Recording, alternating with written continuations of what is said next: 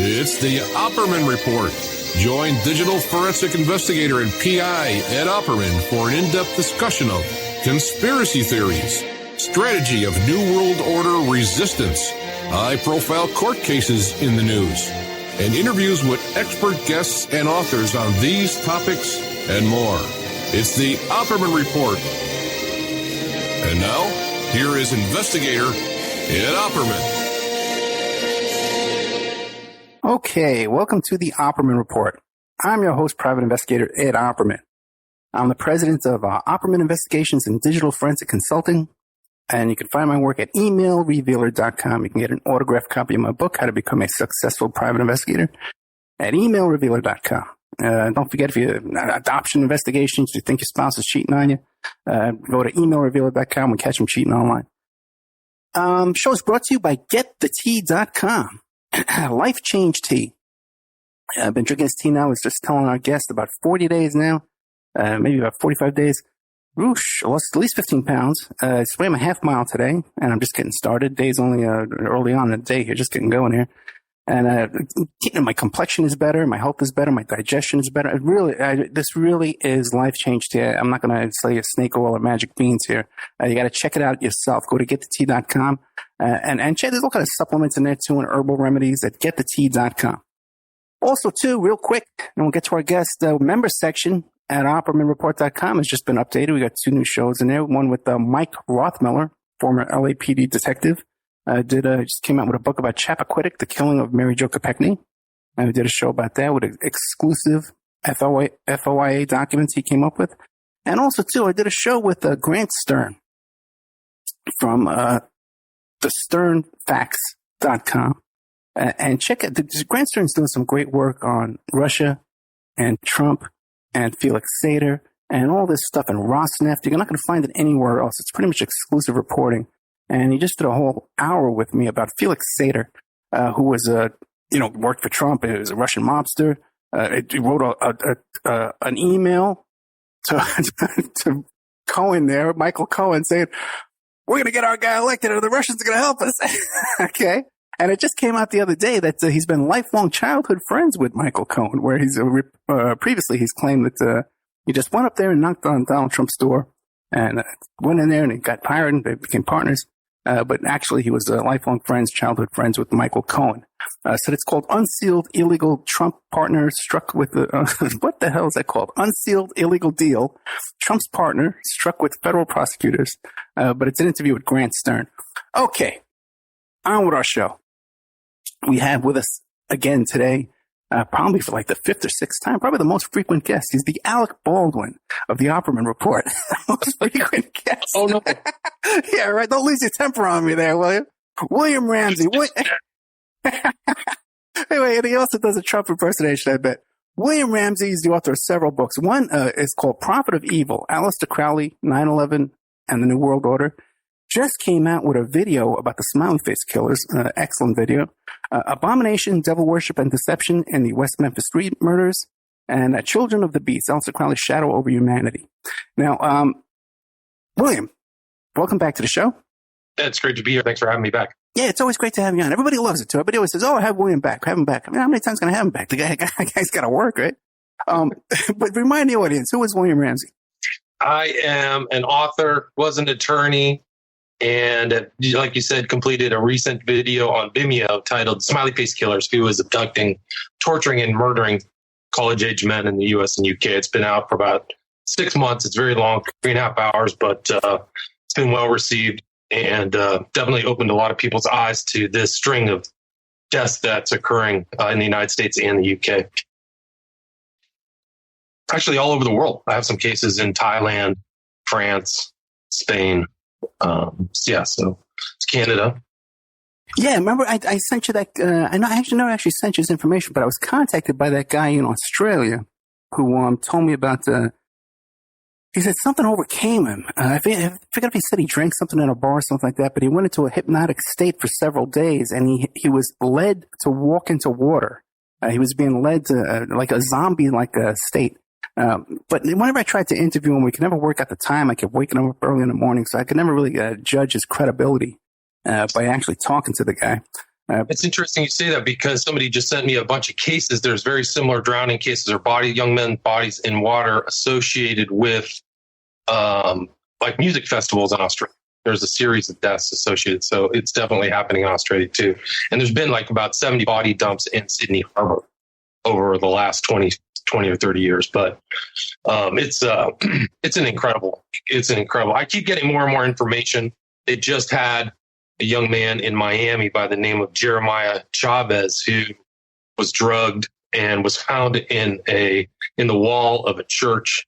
He didn't know how he got there. So his mom says that's completely out of character for him. So that was a case that just happened within the last week, actually within the last 5 days. Wait, he was found in the wall of a church. Was he placed there or did he get stuck in there?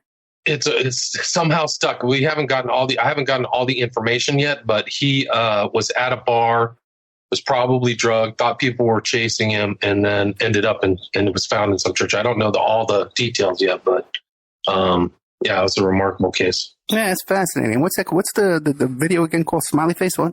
Smiley Face Killers, who is abducting, torturing, and murdering young college-age men in the U.S. and U.K. It's available on Vimeo.com, VIM.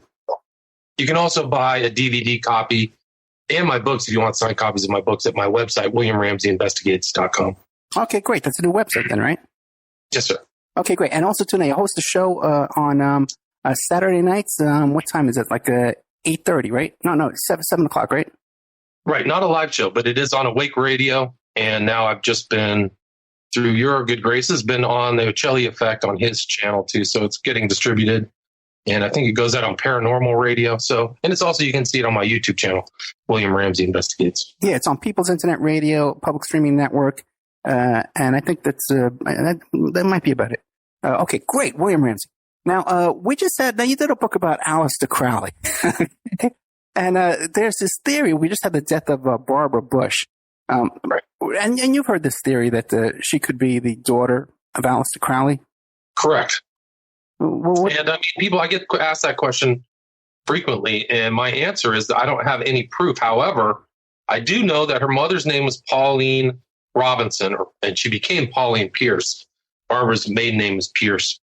And the mother was from McCall's, a publishing family. And we know, I mean, Aleister Crowley was in Italy. He was kicked out of Italy by Mussolini on the personal orders of Mussolini. He fled to Tunisia and then to Paris to be with a friend, another kind of writer who wrote, very, kind of like sexually charged books in the 20s. His name was his name was Harris. And his wife was O'Rourke. Anyway, Crowley ended up with him in Paris, and he often traveled through Paris. He was there at the turn of the century, but and at that time he was engaged in some of his magical research, doing something called ECL. That was the acronym, but it stands for Eratocomatose Lucidity. And to perform these kind of rituals, it called for servitors. And Pauline Robinson was rumored to be one of those servitors in France. She had traveled there, like many wealthy Americans, to take part in the kind of literary, artistic world of Paris. So she was rumored to be one of those. And, it was a sexual magical ritual, and came back. And the timing is right because I think Barbara Bush was born, or Barbara Pierce was born in 1925 or 6. And then she had kind of her relationship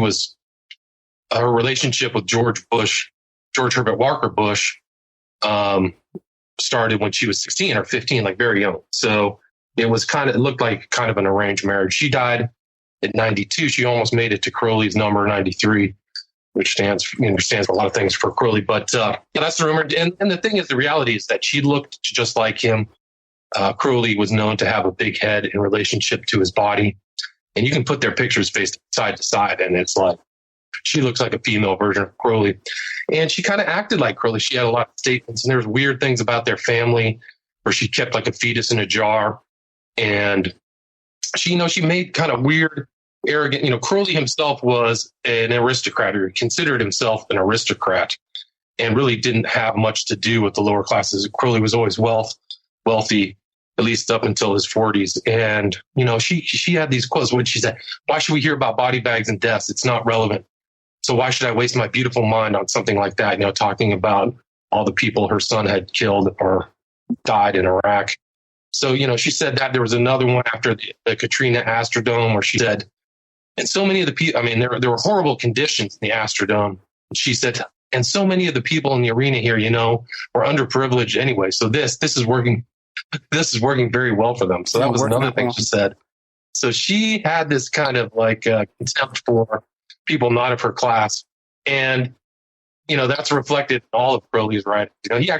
Crowley himself believed in a kind of aristocratic revolution that, the slaves will serve and people on the top will do what they want. You can kind of, and in my book, Prophet of Evil, you see this very similar to the politics and policies that were engendered by her husband and son. 9/11, we all know, was at least hopefully we know that it was an inside job, that it was a structured event, that Osama bin Laden had nothing to do with it. And the real point of my book, Prophet of Evil, was to lay out the connections between that event on 9/11 to illuminated occult power numbers and Aleister Crowley's ideas, these kind of satanic occult ideas. So you see this kind of correlation. The pieces of the puzzle, I don't have all of the pieces of the puzzle, but a lot of pieces fit together with her son, 9/11, Aliester Crowley. And so it's not something that really has really gone away. Just people don't seem to have any kind of real proof that she is the actual daughter. And if you look at Crowley's life, he actually fathered a bunch of children without really, kind of haphazardly, without any concern about their welfare or, disposition in life. So it wouldn't be outside of Crowley's ideas or sensibilities to just randomly have another child. I don't think that would be, impossible. And if you see pictures of Barbara Bush and with the rest of her family, she's a genetic outlier. When you see pictures of her mom and her dad and her brothers and sisters, she doesn't look like any of them, which I think is very telling too. Well, that's interesting. I never looked at pictures of her relatives, but when you look at pictures of the young Bush brothers when they're in their 20s, they have a striking resemblance to a young Crowley. Yeah, absolutely. I think Marvin Bush, which nobody ever sees in public, is really a dead ringer for the young Crowley, same kind of hair, same look on his face. So it's really something that doesn't go away. So yeah, it's really amazing. Yeah, Jeb has a look like Crowley too, a young Crowley anyway. Back when Crowley had hair, he wasn't bald. There are pictures of those early Crowley, this kind of hairy guy with a big head. So, and, Crowley was really a genius, he's a very intelligent person. And the Bush family, maybe that was something that Skull and Bones and this kind of occult ideas. Yeah, it's just incredible. Maybe that was what they were. That's why that relationship between GHW, George Herbert Walker Bush, and Barbara Bush took place. Yeah, and was she a lot older than him? Because she looks like she's 20 years older. I think that I could have swore that she was younger than George Bush. I thought he was 2 years older. Yeah, because you got to wonder, why would a guy like that be attracted to a woman like that? George Bush, he was a dashing young guy, CIA, guys, he was out there around there, and how would he hook up with this woman? This old matronly looking woman. It's an excellent point. It has all of the elements of an arranged marriage. Now, what was the story about this fetus in the jar? Because you kind of brushed over that, but I think it's kind of an unusual topic. Not everybody has a fetus in their jar that they've saved. But what is the story with that? Well, actually, I think it was a reference by George Bush Jr., who talked about his mom having a fetus in the jar and from a miscarriage in her closet. And it's kind of like one of those strange things that you kind of sit up in your chair and perk up to. He also said some interesting things. I don't know if you've ever heard the quote when Ozzy Osbourne was at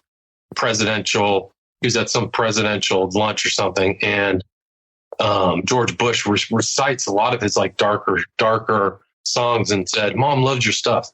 Oh, really? You ever heard that one? No, I remember that when he went to because Greta Van Susteren brought Ozzy Osbourne to the White House for that event. It was a big deal. press club, one of those, press things, And I wasn't aware that he mentioned anything about the Crowley or that mentioned anything about his mother. Yeah, that's interesting. Yeah, if he really said that, yeah.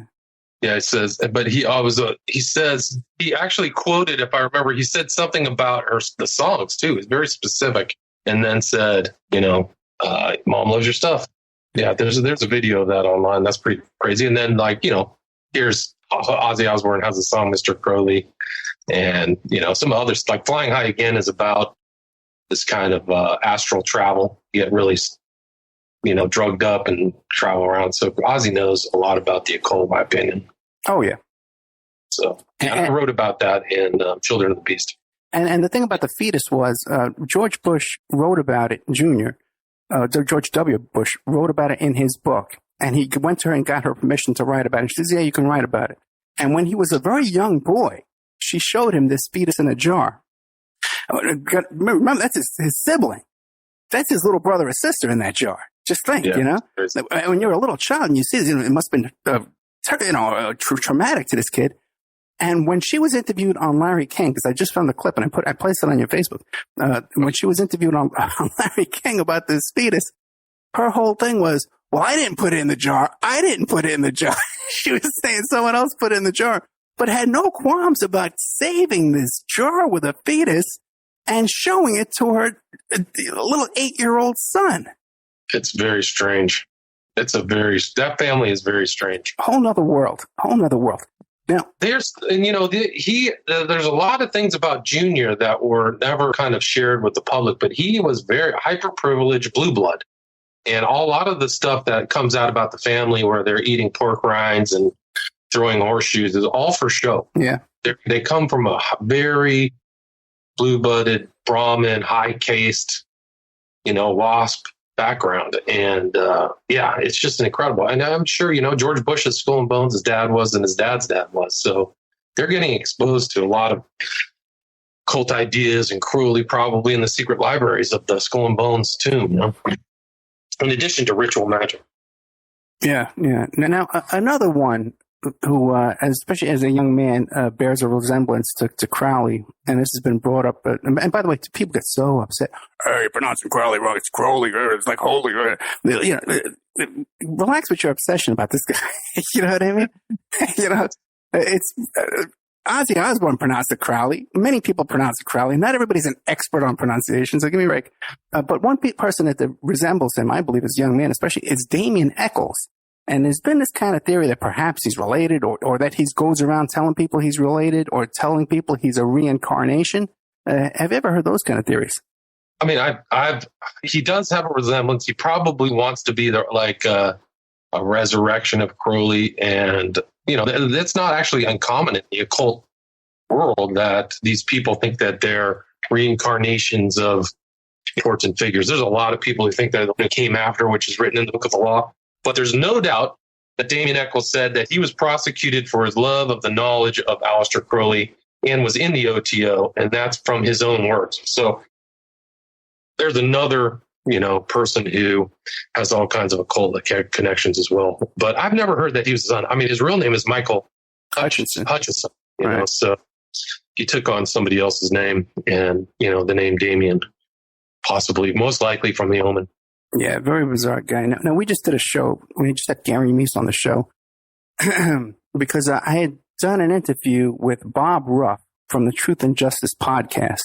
And we got so many complaints and stuff like that. Hey, Ed, he's wrong about this. He's wrong about that. That we had Gary Meese on. And you were supposed to come on that show too, but I guess you couldn't make it at the last minute. Have you been following the Bob Ruff's Truth and Justice podcast?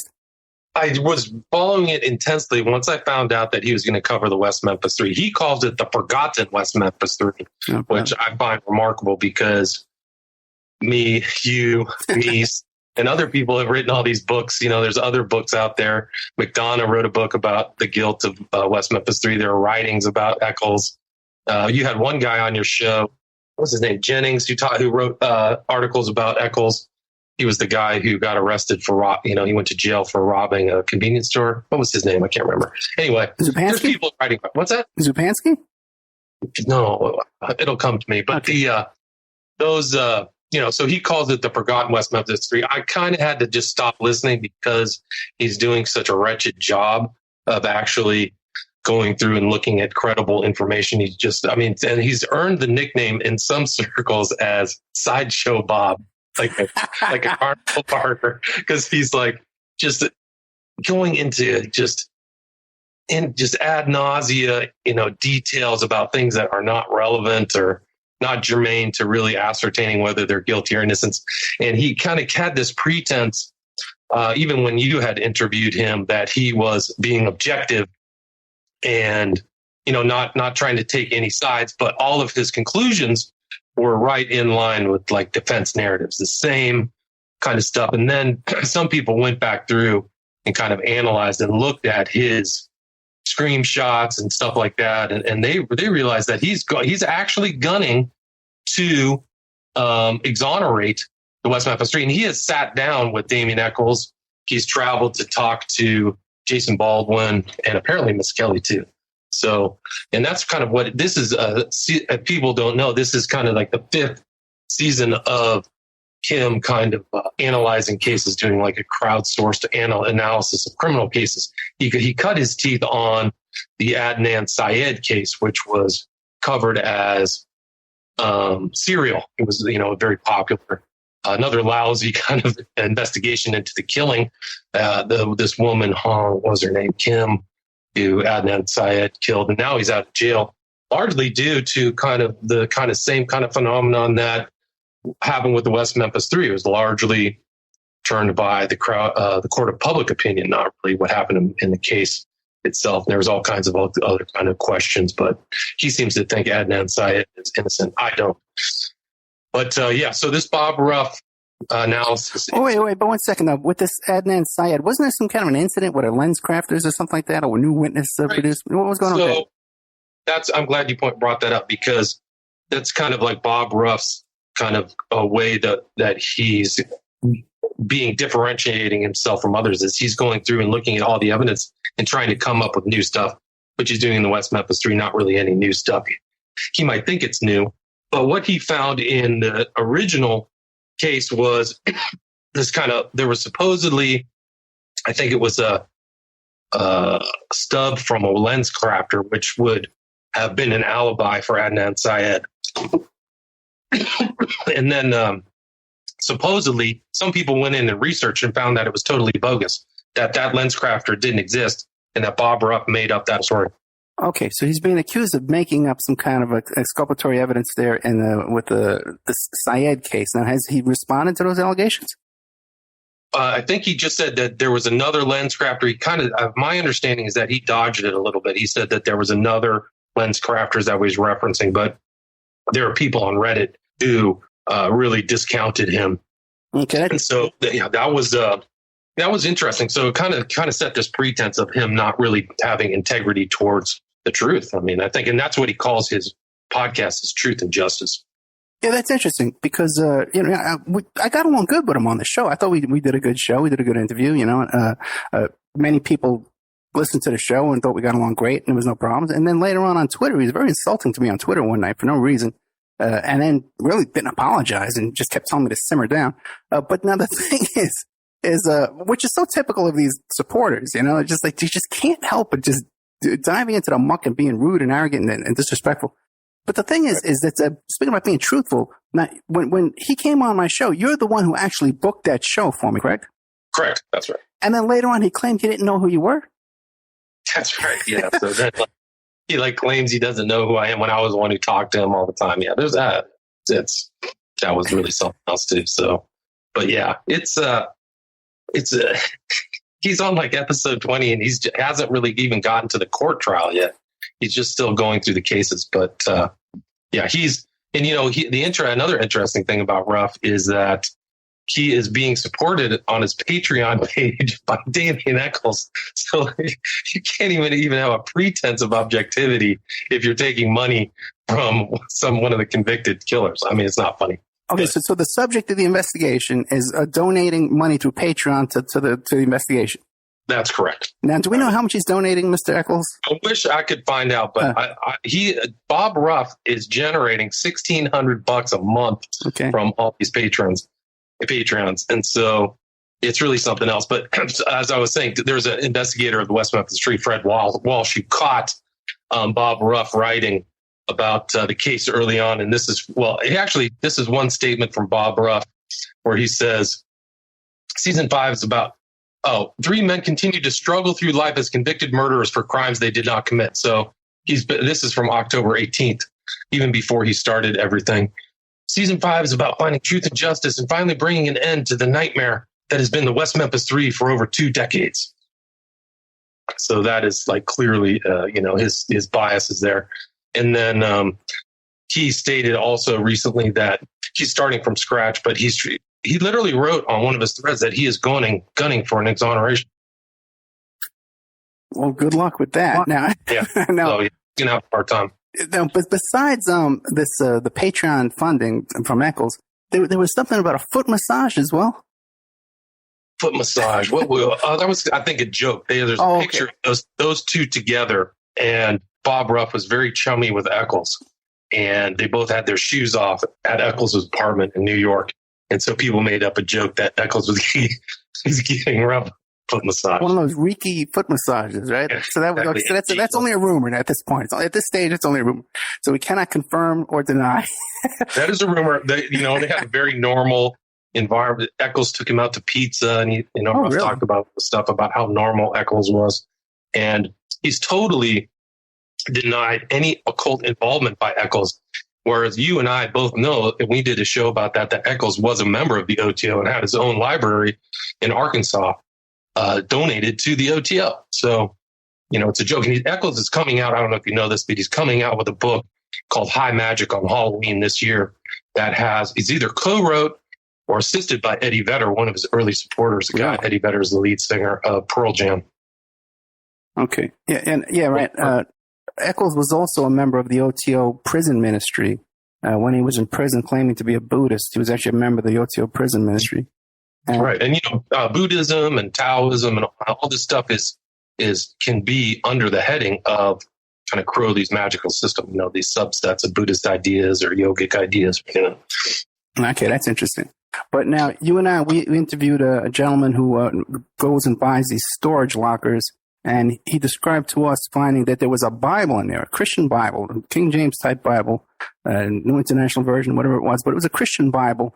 And there were underlinings, there were highlighting and underlinings in the Bible, but only the portions that discuss the devil and Satan, nothing about any of the good stuff that you could find in the Bible. And also that he had written in his own handwriting, "I am the devil, not a devil, I am the devil." So, in addition to fetish stuff with his wife and stuff. And some of that fetish stuff involved hog tying, didn't it?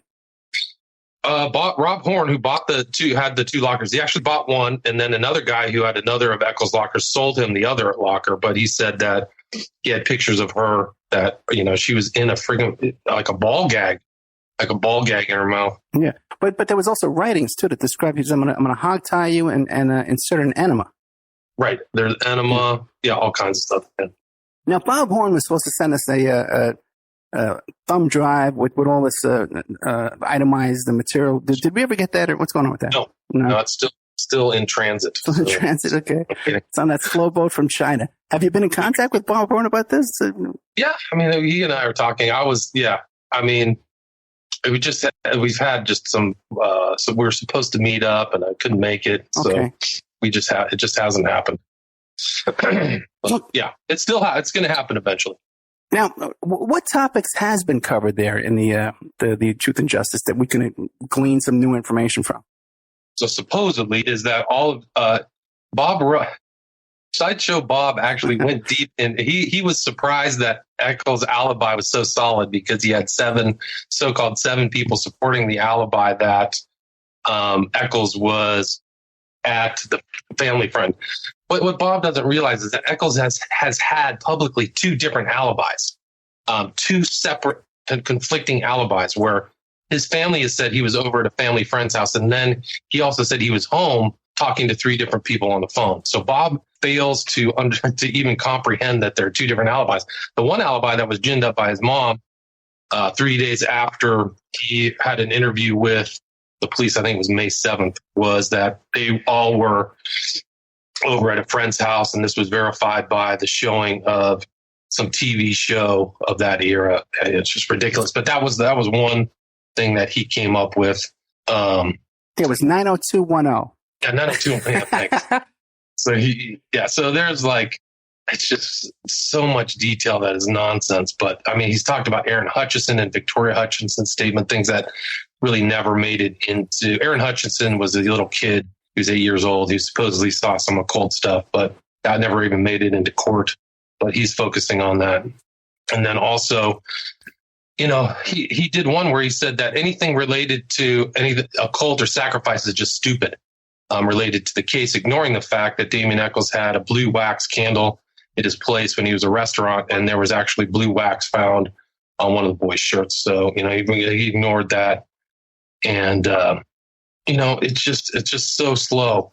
This whole thing, he's talked about the Morgan and Holland kids who were in San Diego. That was another possible suspect. Well, we'll give us because I just had somebody mention those two kids on my Facebook page the other day. These are two kids who, shortly after the murders, they left and went to California, and they were questioned in California. Can you give us some background on that? Well, yeah, they were questioned in California, but I think that if my memory serves me correct, they were exculpated from their information, that they weren't involved in it. So, but people thought because they left at that time that there was something suspicious about them moving to California. Now, one more thing too is one of Echols' alibis was one of his girlfriends was 12 years old at the time. That's right. Yeah. Right. Now, saying he was 18 years old. Right. Yeah. So, but all those alibis fell apart on the stand. Those were all, and same with Jesse's alibi, which he was supposedly at a wrestling match.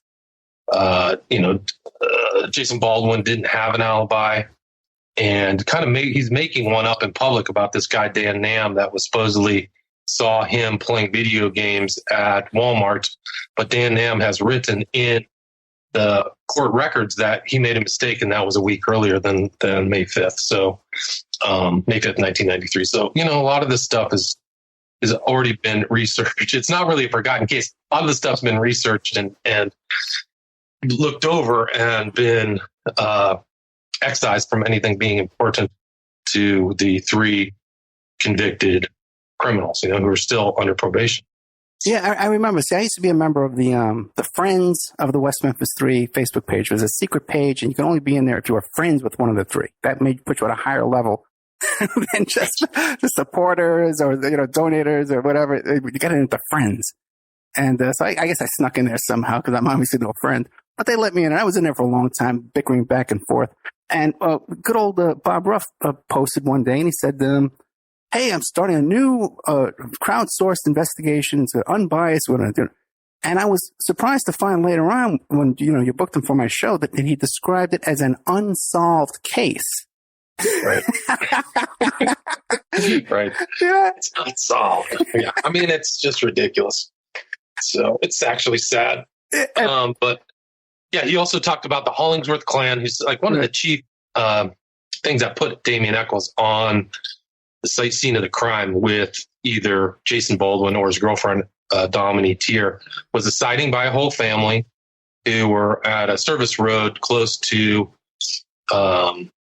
the Robin Hood Hills, who saw Echols muddy, and the whole family saw it. Darlene Hollingsworth has never changed her testimony, never got paid off. A lot of people have said, their testimony is magically or mysteriously changed over the years. And I'm not saying people got paid off, but there was a lot of money floating around, $10 to $20 million, and some pretty high-powered attorneys were floating around too. So it's odd that a lot of these people's testimony has changed. One example is Victoria Hutchinson, who said something different than what she said earlier. In the early parts of the case, she said there's something different on west of Memphis. But Hollingworth's clans never changed their minds. And also the three girls who heard Damien Echols say he killed the three boys at the softball game have never changed. And that's a tough one to get around. I don't know how Bob Ruff is going to, he tried to minimize the Hollingworth sighting, tried to take it apart, the differences in the testimony, but they're all still the meaning, the gist of the testimony is still the same. It's kind of like a trick. They do the same thing, and this is kind of a defense tactic, is to, say, hey, they're not saying the same thing in these different, confessions or these testimonies, but the meaning is still the same. It doesn't matter, word choice and all these other little things. But yeah, Bob Ruff tried to diminish or even minimize and excise the Hollingworth clan sighting of Damien Eccles on the site at the scene of the crime, May 5th, 1993. Yeah, right. The Hollingsworth family. I would love to meet the person who first described them as the clan. Who came up with that little... Me and Bob Meese were joking, Gary Meese were joking about that the other day. Whoever came up with that was brilliant. Call it the Hollingsworth clan, But the Hollingsworth family, okay? We're down on this road right by where the murder took place, and they saw the convicted, confessed defendants in this case, the ones who pled guilty, of the unsolved case. They saw them walking with muddy clothes. Right. Right. Right. So, I mean, it's very telling. And, the jury, you got to remember there are two juries who unanimously convicted all three, 24 people who listened to the testimony, the triers of fact in a court of law, in an environment that's conducive to the testing and hearing of evidence with a judge and competing different, attorneys, defense and prosecution, all came to the conclusion they were guilty. And then, the kicker is that in 2011, they saw another line that is dotted that they were guilty. They have to state they're guilty. So they're actually double convicts, which is really rare and unusual in criminal cases. Right. That's besides the confessions, the guilty pleas, and the failed polygraphs, the bragging about it before and after. But one thing you mentioned before is about the discrepancies in the people's statements. And once you've read like hundreds of police reports, you've read hundreds of motions and depositions and stuff like that, people, their memory does differ from one telling of a story to another telling of a story. The same person or two people in the same room experiencing the exact same events can have slightly different versions of the events. Just like in the Bible, you have four tellers of the story, can have different versions, slightly different versions of the event from their own memory. There's nothing unusual about that whatsoever. Nothing unusual at all. Probably the smartest person with the best memory in the world could not probably retell a 15-minute monologue in the same way the following day, unless they were really like a trained actor. It's just not plausible. The gist of those like I said, the gist of what they're trying to impart, I think, is the important thing. And it's also important to remember that this case went to the Arkansas Supreme Court on appeal. And the Arkansas Supreme Court, it's outside of Jonesboro, a different legal environment. That Supreme Court found nothing wrong on appeal and sent it back. And they actually, his lawyers, if I remember correctly, they actually submitted a writ of certiorari to the U.S. Supreme Court in Washington, D.C., and that writ was not accepted. Not many are accepted, but there was nothing there to go to the Supreme Court. So, I wouldn't hold my breath. You won't hear Bob Ruff address the Arkansas Supreme Court decisions ever. There's no way he'll even cover that, because it gives credence to the initial or the district courts that heard the original cases, that the Supreme Court agreed with all their decisions. When I had him on the show, I mentioned Dr. Dale Griffiths, and he went right into the party line, the talking points there that had been put out since that reality TV show on HBO. That's pointing out that, Dr. Dale Griffiths, no credentials. Right. Now, has he done anything on Dr. Dale Griffiths on his show? Because he actually contacted me, and he wanted Dr. Dale Griffiths' contact information, but the last interview he ever did was with me. He wasn't interested in doing any more. And then after that, he insulted me on Twitter, so I'm not going to do him any favors. But did he actually mention anything about Dr. Dale Griffiths on his podcast? He actually did. I think he played the intro testimony where Griffiths is talking correctly about Aliester Crowely in the case. There were two mentions of Aliester Crowely by the prosecutor and by Griffiths. So he had keyed into that, and I was surprised that Bob Ruff played that. But, he takes the defense with the line that, these are Bob Griffiths is a mail order, a mail order doctor and not legit. But he was he was sworn in by the trial court as an expert. He was accepted as an expert. And I would consider him at that time in 1993 as an expert. I think he was a valid expert who clearly had tons of research into pre-internet research and still has that to this day. He has his own kind of private library of looking into those things. So, and it's, I mean, to have a mail order doctorate may not, I mean, I think that it was an accredited university, if I remember correctly, but for people in law enforcement, that's not uncommon, or people in public service in DC or things like that. To bolster your pay grade, you're always trying to increase your, the letters behind your name, get a master's or a doctorate. So, I didn't find that to be that offensive or anything like that. Absolutely. And the man he was a police captain, and he was a college professor teaching criminal justice in college. Also, he went back and got a PhD in psychology, I think it was. And all of this, by the way, I did a very lengthy interview with Dr. Dale Griffiths where he goes into ad nauseum into his credentials and his education and how he was tested on that quote unquote mail order, the distance learning. By the way, everyone does it now on the internet. There's no stigma to it now. But back then, because it was distance learning through the mail, it was mail order. But so I did a very extensive interview with him. We went into all this ad nauseum, where he even went into a little bit more than I was interested to back up his credentials. And it's in the members section for purchase. And I could look through the purchasers, and I don't see the name Bob Ruff in there. So he didn't bother to purchase that and listen to his the longest interview Dale Griffiths ever done, and the last one he's ever done. And there no bother, it wasn't worth the time and trouble to actually listen to that interview straight from the man's mouth before you do a podcast about him. Yeah, it's interesting. I know he's listened to our interviews because he referenced that, right? When you interviewed Bob Ruff, didn't he quote something I had said? I can't remember what it was. Do you remember that? Yeah, he brought up your name on the show. Yeah. He said something else. Like, I don't believe he said something about my opinion of Eccles. I got to go back and listen to that. You mentioned earlier one of the witnesses, and I think it's one of the most dramatic witnesses in the case. You mentioned the softball girls. Right. Can you describe that whole situation? Because when you actually go and read those police reports and the whole thing, this wasn't just a couple little girls walking by.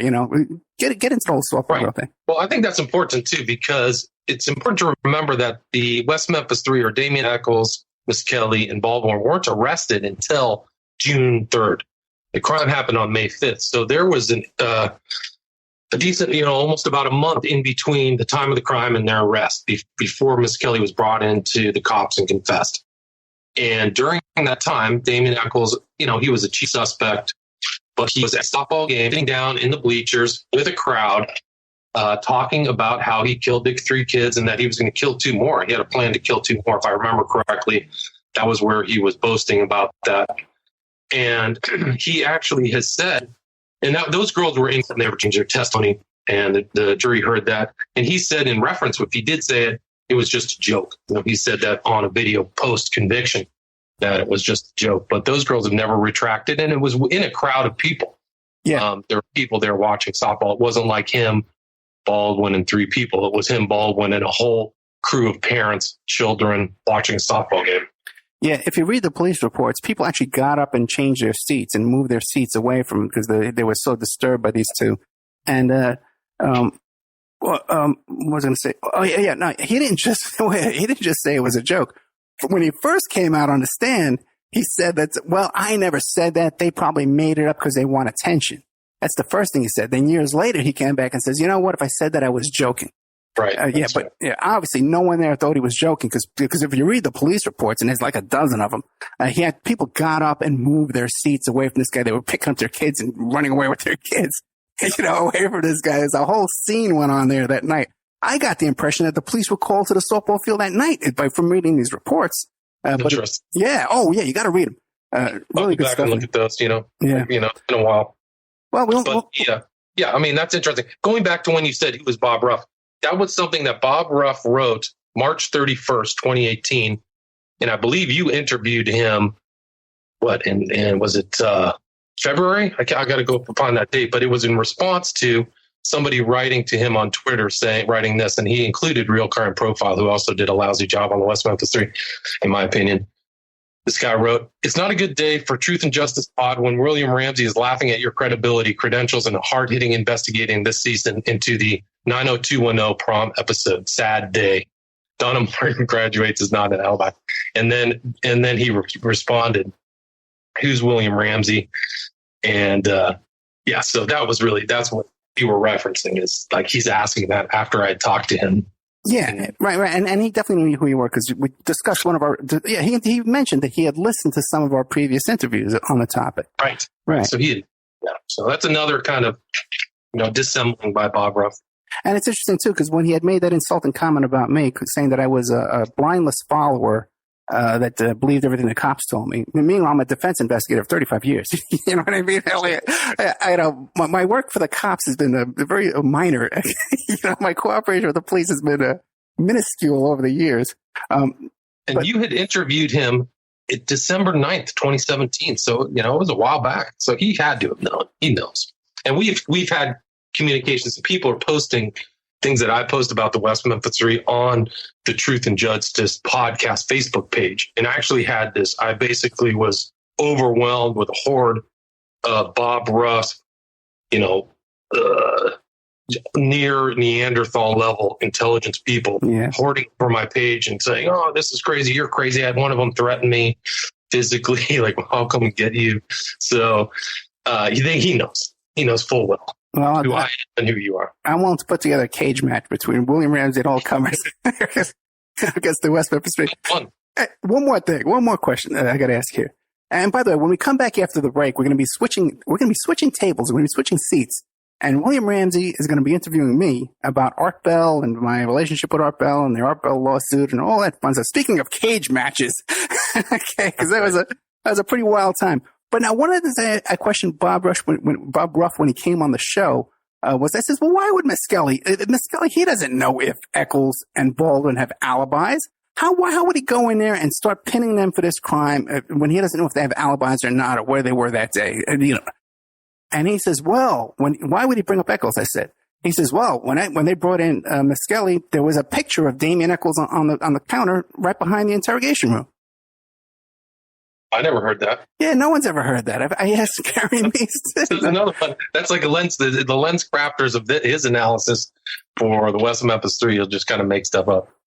He actually has come out. I heard one where he said he's not doing any more famous cases like the West Memphis Three because he's having a hard time backing up his positions, because there are people, even before I started researching the West Memphis Three, people like you, Fred Walsh, who know this case backwards and forwards, and Ruff's having a real hard time keeping those positions, or his positions. Yeah, there's a great... Also, just one more thing. Also, another thing he's doing right now is minimizing their friendship. He's trying to prove that Miskelly didn't know Baldwin or Eccles very well at all, that he was, some other person in the community. But there's the pool video of them, Miskelly playing pool, or Eccles is there too, and there's other testimony or information that those guys were hanging out. I mean, we know that Eccles and Baldwin were like blood brothers. So, I think their knowledge of Miskelly. I think there are times that Miskelly was over at one of their houses, if I remember correctly. But yeah, that's another interesting position that Bob Ruff's taking. Yeah, interesting too. That because right before I interviewed him was that arrest of Miskelly for the driving without the headlights and stuff and without insurance and a license. And right. I had mentioned that his neighbor and very close friend, who she claimed to be a very close friend, her kids go fishing with him every day, and he's been in her family home there many, many times, and she knows him very, very well. And she said to me, he is not stupid. He's a very smart man. Okay. And when I brought this up to Mr. Ruff, the first thing he said was, "Oh, well, no, I met him, and there's something off about him. I met him. And so again, he's trying to perpetuate that whole borderline, retard thing. Yeah. It's just incredible that, he is, he's taking all of these same points that have already been, preferred by the defense. It's almost to a T.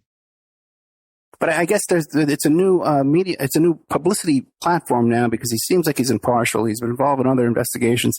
And I guess it's being propped up because there's a lot of publicity around this thing. What, the Bob Ruff Truth and Justice West Memphis Three podcast? That? Yeah.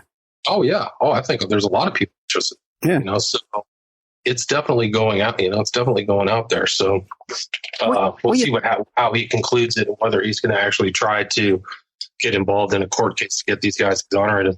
Well, all the other podcasts that have been out that have covered this, like with Web Sleuths and stuff like that, and all the other, they've never had funding and Patreon support from the killers. Is right. You know what I mean? Like, this is the only one, and this seems to be the one that's getting the most popularity, most traction. Yeah. It's pretty unusual. This is pretty remarkable. I didn't foresee this kind of crowdsource the truth, West Memphis Three style, occur. But we'll see what happens. When I did the first year, there are other secret Facebook groups with a bunch of people who are analyzing every one of his podcasts and just tearing it apart. So he is giving people a lot of rope that it will come back to haunt him. If he really comes publicly and really pushes for exoneration, he's I hope he's anticipating what can happen in the future. Okay, we've got about 4 minutes left. Have you found anything of value on the Truth and Justice podcast? Anything new? No. I mean, there's nothing really valuable. There's nothing really new. He's just gone into this super fine, granular look into all these different elements of the case, kind of drawing it out. I think that, some people told a joke he's not going to get done until 2020 if he just goes into all these little details and stuff like that. He hasn't addressed the psych record of Damian Eccles. He hasn't gone in detail about Miss Kelly's post-conviction confessions. Like, I think on your podcast, he didn't really even have an excuse for it, those post-conviction confessions. So, I don't know how this is going to go. But, I mean, the only value you can say is that you can tell that there's a lot of dissembling going on and a lot of diminishment of actual really important facts of the case. Gotcha. Okay. William Ramsey, how can people find you and your website and stuff like that, get in contact with you? Yeah, WilliamRamseyInvestigates.com. I'm pretty active on YouTube. I put up a show every week. I also do the shows, like you said, Awake Radio, Ed Opperman Report. And all my books are available on Amazon as well. And I kind of post on Twitter, but you can find me on Facebook too, William Ramsey. Yeah, you're always on Facebook there. And just remember, too, if you like this show, check out OppermanReport.com. We have a member section there. We've just updated with 2 new shows. Like I said, one about Mary Jo Kopechnik and Chappaquiddick. Pretty exclusive stuff there. It's from Mike Rothmiller, former LAPD intelligence unit. And then another one with Grant Stern. I can't rave about Grant Stern enough, man. Great work on Rosneft and Russiagate and all that kind of stuff. And we're here with William Ramsey. And when we come back, we're going to be talking about Art Bell. William's going to be interviewing me. We're going to be talking about Art Bell, the Art Bell feud, the death of Art Bell, and my friendship with Art Bell and Ramona, and the whole thing that went back and forth with that. William's books you can find on Amazon here. Portrait of Evil, Aliester Crowley, 9/11 and the New World Order. And that's pretty much about the World Trade Center bombing and its occult symbolism and stuff behind that. Abomination, Devil Worship, and Deception in the West Memphis Three murder. William Ramsey, one of the top guys out there on West Memphis Three. Can't think of anybody else. Really, Barry Meese is another one, but really, William Ramsey, number one. Children of the Beast, Aliester Crowley's Shadow over Humanity. Aliester Crowley, A Visual Study. And the one about Smiley Face, what's that again? Smiley Face Killers, who was abducting, torturing, and murdering college-age men in the U.S. and UK. I think it's an important video.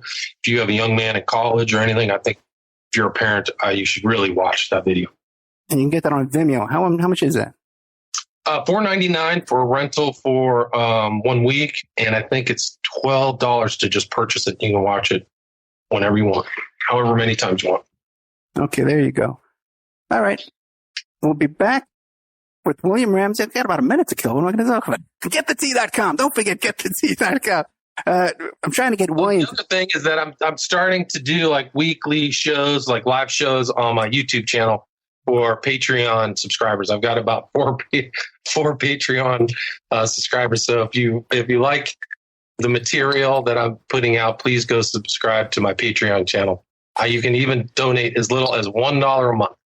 Yeah, we can't emphasize enough. This is a lot of work, man. I'm doing like 7 hours of radio a week. Right now, and this is a lot of work, man. On the air, off the air, and then you run into these research. Crackpots out there stalking you. But anyway, I just had one today. Holy smokes! I know, man. It never ends. No, it does not. I have the longest block page on Facebook of anybody on earth. I'm gonna block some of the people. Oh, yeah, me too. Going to break. We got the break here. Thank you. And now a word from our sponsors. WPR Rebuttal, covering the sides of the story missed by Wisconsin Public Radio, bringing narratives the UW System Board of Regents won't allow, shedding light on perspectives the owners of WPR don't want you to hear. Every Thursday at 12:30 Central Time, WPR Rebuttal is your destination for grassroots journalism in Sauk County and beyond. Our host, Senator JPO, provides insightful analysis into stories that are only superficially covered by mainstream press. A recent inventory of topics includes college graduate underemployment, yellow journalism in the media, and favoritism in the public sector hiring process. Get your WPR Rebuttal fix Thursdays at 12:30 Central Time. The Opperman Report is brought to you by SubashTechnosis.com. Subash Technosis is a search engine optimization and website design company located in India. So you're going to save a lot of money and get top quality service to boot. They offer all kinds of services, business process outsourcing, data entry, banking BPO services, recruitment process outsourcing, software testing, offshore research networking, customer care, press release content writing and distribution, and much, much more. They offer website development, e-commerce solutions, mobile responsive designs. Now, I've personally worked with Subash for over 10 years. This is the man that puts out my press releases. They've done work on my websites, so I can personally recommend SubashTechnosis.com. You can find a link to Subash Technosis at OppermanReport.com and also AwakeRadio.us. People are waking up. They're standing up to those pushing pesticides and GMOs as safe alternatives for a starving world. What a bunch of crap! I tell you, I'd rather eat dirt. So I drink Life Change Tea. It's an herbal drink, cleansing my body of toxic sludge and nasty chemicals, and of course, ridding the intruders that are hidden in my so-called food. And by the way, Life Change Tea is non-GMO and organic. No fillers, no yuck. Just a great defense against you-know-what. May the supplement force awaken you. Don't fall to the dark side. Sorry. I went to the movies last night. Anyway, enough said. How do you get that herbal drink and change your life? GetTheTea.com. That's GetTheTea.com. You will awaken. You will get stronger, and you might even lose a bit of weight. So awaken to Life Change Tea and the many one-of-a-kind supplements at GetTheTea.com. That's GetTheTea.com. May the supplement force be with you. Remember, all these shows on Awake are brought to you by emailrevealer.com. You can go to emailrevealer.com and get a copy of my book, How to Become a Successful Private Investigator. You also do all those kind of different services for you. Online dating service investigations called an online infidelity investigation. And that's where you give us your husband or your boyfriend, your girlfriend's email address, and we trace it back to their online dating websites. And we return a list of all the dating sites that email is registered to. We can expand on that investigation and trace it back to porn sites, escort service sites, swinger sites, gambling websites, and even prescription drug websites, and all kinds of digital forensics, computer and cell phone digital forensics, where we can recover deleted content from an email or a hard drive and produce a report for you that you can use in court. That's emailrevealer.com, or you can contact me at oppermaninvestigations@gmail.com. We all have questions. Did he do it or did he not? We all have opinions, but do we really know the truth? New evidence will now be presented and the ultimate answers will be revealed in the explosive documentary, Serpents Rising. Inspired by the bestseller Double Cross for Blood, an independent investigation of the trial of the century, the lies, the myths, and the concealed evidence. Don't miss Serpents Rising. This excellent documentary film is available at Serpents Rising at Vimeo Videos on demand. Watch it for $1.99. You can have your ad played here at OppermanReport.com. every Friday night, 5 p.m., and Saturday night, 5 p.m. to 7 p.m. Pacific Standard Time. And on Friday nights, too, we do a live portion for 1 hour that I just do a live monologue. The ads are very, very inexpensive, and they're also played in the Opperman Report member section. In the member section, you can find all kinds of exclusive content that you won't find anywhere else. It's as cheap as $6 a month, $20 a quarter, or $75 for a year. If you contact me directly at oppermanreport@gmail.com, I'll set you up with a little special deal there where you get a discount if you PayPal me directly, and you can get a copy of my book. I want to thank William Ramsey, who helps us produce the show and book guests. You can find William Ramsey, who's an excellent author, at William Ramsey Investigates on YouTube. It's the Opperman Report. Join digital forensic investigator and PI Ed Opperman for an in-depth discussion of conspiracy theories, strategy of New World Order resistance, high-profile court cases in the news, and interviews with expert guests and authors on these topics and more. It's the Opperman Report. And now, here is investigator Ed Opperman. Welcome to the Ed Opperman Report. This is William Ramsey hosting for Ed Opperman. Ed Opperman has been kind enough to allow me to host this hour of his show, and we have a very special guest. His name is Ed Opperman. Ed, are you there? Yes, thank you, William, for inviting me on the show. This is great. It's great to have you on your show. Thanks. Today, we're going to talk about an interesting subject, a man by the name of Art Bell, who recently passed away. He was the founder of probably the top fringe radio, late night radio show called Coast to Coast AM. And Ed has a history with Art Bell. But just to get started, Ed, can you talk a little bit about like Art Bell's history or what you know about him before you met him? Yeah, Art Bell, had that radio show, Coast to Coast, right? In the middle of the night, back in New York. I guess it was on WABC, I think it was.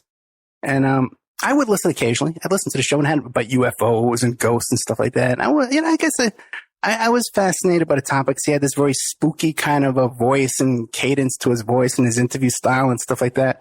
But I was actually more, I wasn't a big radio listener. I've gone through periods where I would listen to the radio a lot and periods where I didn't. And so toward the end there, or the beginning of my friendship and relationship with Art Bell, I wasn't really listening to the show very often, but I would go to the website every day. I'd check out the Art Bell website, which had a huge audience. It had a huge following. Back then, if you got a link up on the Art Bell website, or if you mentioned your website on the air, you'd get 15 million hits and your website would crash. Wow. Yeah, this happened every night. But they had this page on there. It was like an aggregate page where they would have a link to Drudge Report, and a link to all these different news sources and stuff like the Rents was on there. And I would go there first I think I even had it as my homepage for a while. And I would go there first and I'd click on that to go to Drudge and go to these different news sources and find out what was going on in the news. Because the internet was brand new back in those days. This is the 90s. And you had a dial-up. We all had dial-ups. We were dialing up on AOL. Art Bell was on AOL. He had the Art Bell name on AOL.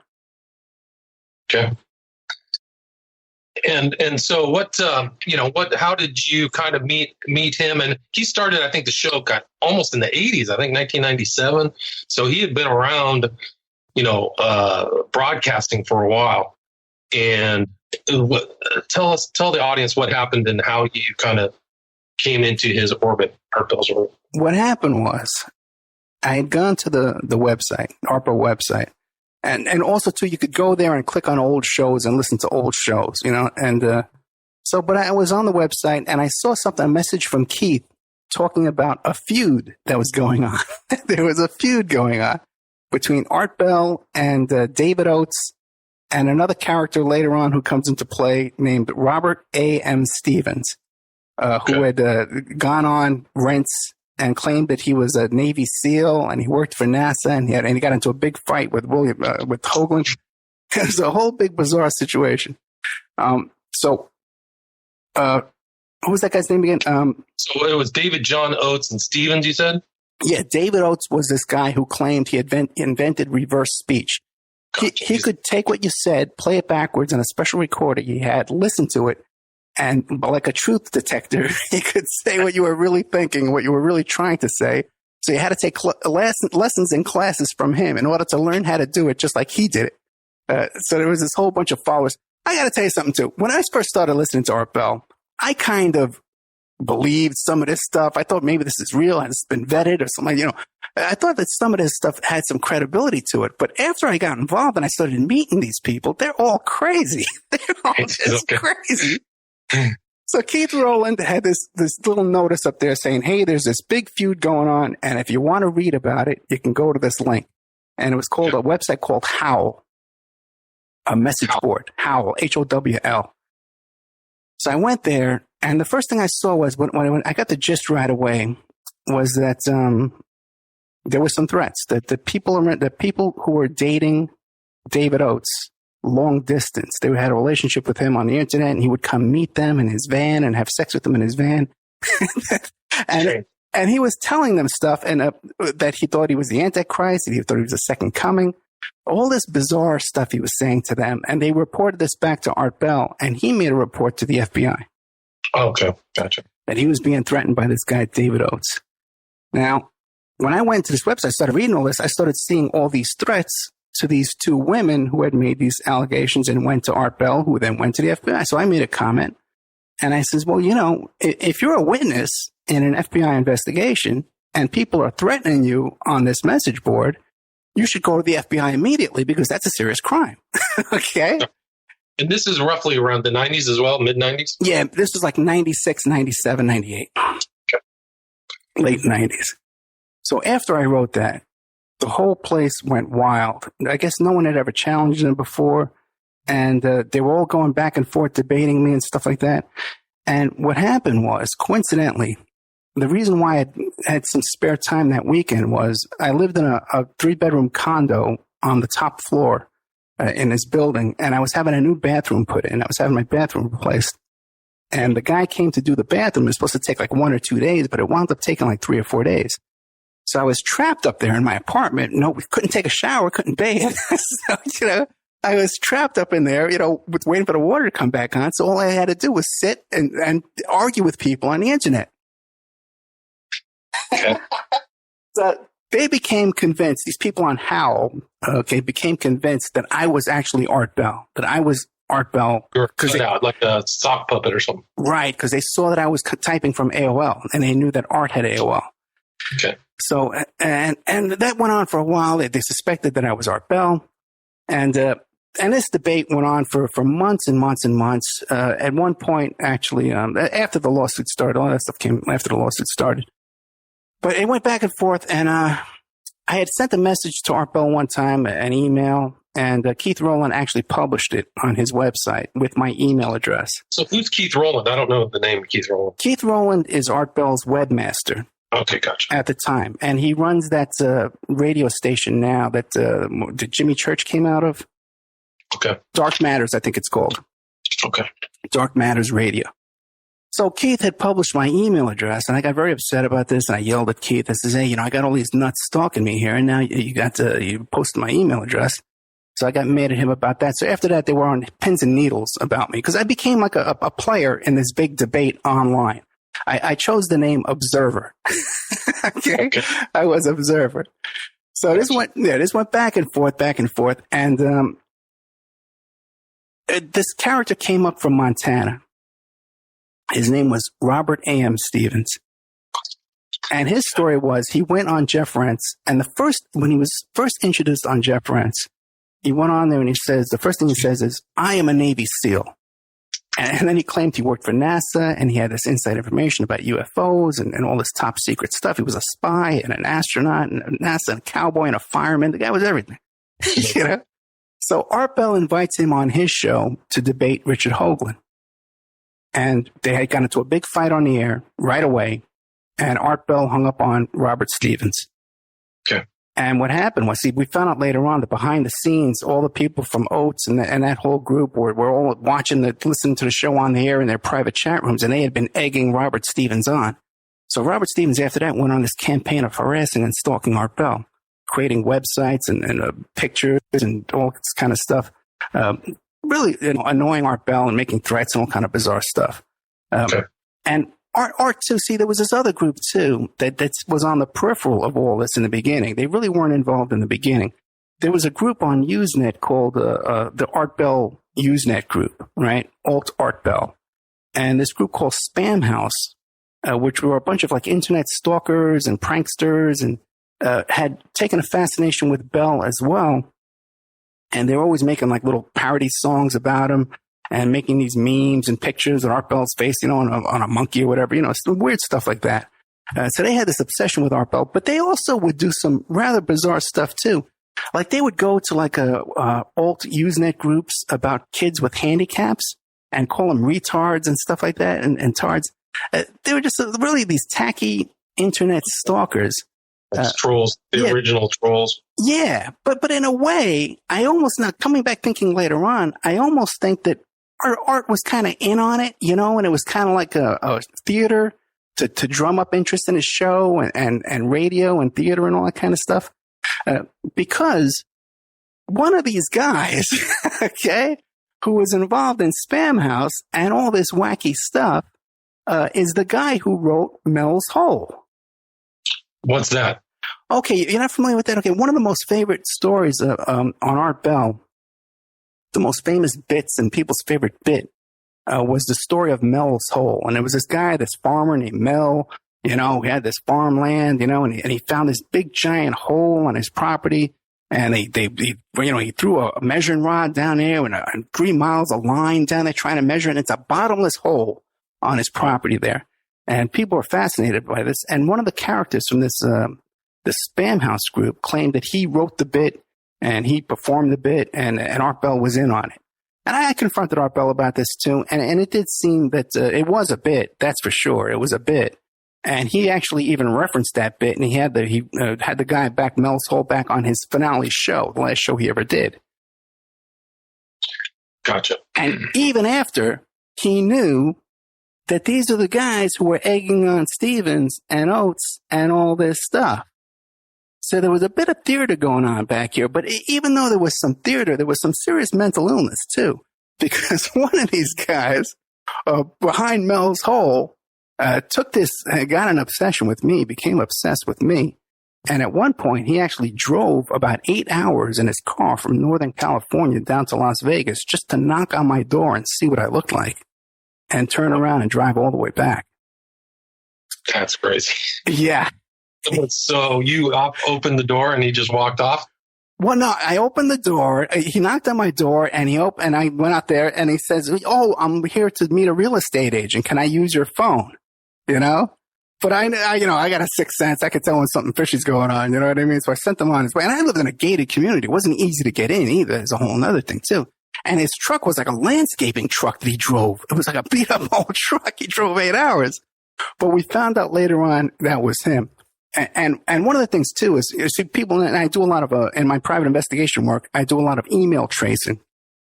And at the time, this is the reason why, this is how I invented email tracing, is because I was being stalked online and by email back in the late 90s. There was no way to identify people or locate people from their email address at the time because I contacted everybody I knew in the PI business. Nobody knew how to do it. So I actually sat down and started coming up with little tricks and traps on how to locate and identify people from an email address. And the first time I used it was to locate this guy that was stalking me and identify him and find out where he was. And the rest is history as far as Email Revealer goes. Okay. There it is, emailrevealer.com. That's right. Yeah. Check people. So, wow. So that's when it started. And then it just seems like it got heated up even more from that. Is that correct? Yeah. What happened was, things got so crazy with this. Also, too, so he's behind the scenes, too. David Oates had hired this company called digthedirt.com. That was a PI company. They're out of business now because of some of the lawsuits and problems they had. But he hired them to dig up dirt on Art Bell as well.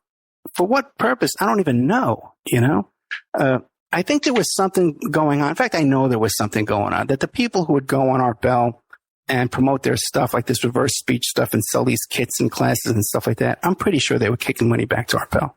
Art Bell, okay. Gotcha. Yeah. Because I think that still happens today. I think that some of these more popular podcasts, they put people on there and they're getting kickbacks that you just don't see. Oh, yeah. But there is a law against that. You're not supposed to be doing that. It's payola, right? Yeah, right. Yeah. So I think it still happens. Some of these popular shows, they put people on that I know they don't care about, but they're putting them on anyway, which makes me think there's something else to the matter, you know. I hear you, man. I hear you. So it got to the point where they were stalking Bell so much. And Bell was concerned about threats from Oates because he did go to the FBI before all this. And people thought that the feud between Bell and Oates started because Oates came on the show and they were playing these reverse speech clips. And there was something called metaphors where if Oates would hear something in reverse, like let's say he would play something you would say, and in reverse it would sound like the dandelions fly. He would say, well, I can interpret that. What dandelions fly means that William Ramsey is gay.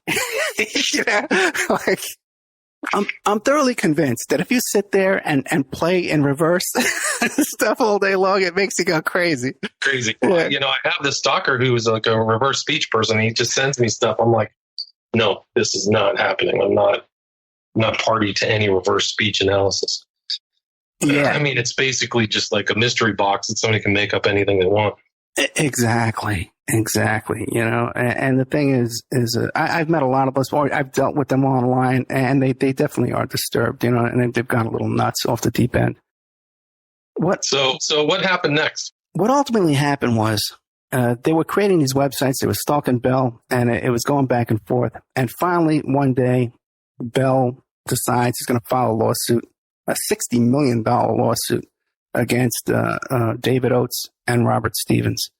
Now, up until then, I had very little contact with Bell back and forth, just some emails back and forth with him. But what happened is right before, I had a feeling, okay, that he was going to file a lawsuit because he says, I'm going to make a big announcement tonight. So I went on Hal and I went on his board, and as a bluff, I said, I predict he's going to file a lawsuit tonight. And then I got lucky, and he did. He filed a $60 million lawsuit. So after that point, everyone was convinced that I had a pipeline into Bell, and I was talking to Bell and all this kind of stuff, or that I was working for Bell in some kind of a way. But at that point, I was not. We had very little contact, a couple emails back and forth, nothing. Okay. But after that, what happened was the whole back and forth fighting was going on. I was talking about it on the air. There was all this stuff going on. And it was taking its toll on everybody involved, because there was a good 25 people that were debating and arguing back and forth pretty much 24 hours a day, like an addiction, like an internet addiction, going back and forth with this feud.